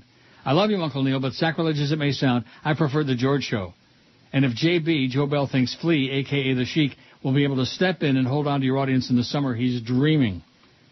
The George firing is a perfect example of cutting off your nose to spite your face. You said so yourself that your show is a shell of what it used to be. That's correct. And with George gone, with so many fans, so will go many fans, and that's what. And then what's left is less than a shell, just ashes. Wow. Hey, Joe, good luck selling that to the sponsors, it says. Good luck, Joe. A nice job on the engineering, by the way. It's a lot easier to critique it than it is to get her done. But all the lights are on there, and you can hear me, and I can hear you. And your talkback is working, and I still have no dots. Generally, when the dots go out, it means that your internet is history, but you tell me it works. I love dots. Now, I love dots on the phone because it means it works. Assuming if I ever want to, And, of course, one of these days, like in a couple of weeks, Dave Johnson will be calling again before the Belmont. Like I was trying to call you on the bat line there. Right. When we were off, when we had the dropout, and it just rang and rang. It wasn't ringing on your end? I didn't see it, no. No. Well, let me try it now. Okay. This is a test run. I can't do it on the air, but I'll just do it from my Crackberry. Still the same number, right? I believe so. Because I'm wondering if the change in the building, there's some change in numbers. I know that we don't have the 567 anymore. Okay, it's ringing on my Crackberry. Is it ringing on your end? I got nothing. Wow. The bat line, so either they changed the number or it's Ongapachki'd again. I'll find out. Yeah. Find out once we're done here. In about 7 minutes, but who's counting? Well, we got some issues to resolve between now and tomorrow morning. Right? And I'm sure if anybody can do it, you're the man. I'm trying. I'm writing it all down. And you notice you're the one that George said, well, you sent him the text message. I didn't. Right. I made that your job to find out what the deal is and what time he's going to be on. It's Dave in Miami town. Yes. At 560 WQAM. Absolutely. Ladies and gentlemen, this is Rambo 4 and 5. How are you? John Rambo's still alive. I want to make movies 4 and 5. My life ain't going great. Planet Hollywood's broke. Unfortunately, I speak like I had a stroke. First blood came in 82. That's when I hurt my penis and it never ever grew. Rambo 2 was in 85 late. Rambo 3 was in 88. Shooting and looting and tooting my gun. I did not make this movie with my son. His name is Sage. He was in Rocky 5 and Daylight, the tunnel movie. A little bit of cash is what I need. I gotta get a loan from Apollo Creed. I gotta have another hit movie or a Broadway show like Dennehy. I guess nobody ever saw Copland. It was stupid. I guess I understand. My whole life is about to cave in. All I got left is Jennifer Flavin. Ladies and gentlemen, I need to make Rambo 4 and 5. Check it out. So call me up. I really need a script. I can do dialogue or keep it zipped. I like comedy, action, adventure, and drama. The only thing I will not do is have sex with a llama. So give me a break, for goodness sake. I used to be on Oprah, now I can't get on Ricky Lake. Right now I got a one-man show in Poughkeepsie. Basically, I'm an unemployed gypsy. A little bit of cash is what I need. I gotta get a loan from Apollo Creed. I gotta have another hit movie or a Broadway show like Dennehy. I guess nobody ever saw Copland. It was stupid, so I understand. My whole life's about to cave in. All I got left is Jennifer Flavin. And that's why, ladies and gentlemen, I need to make Rambo 4 and 5. How are you? Absolutely. Bye, bye, bye.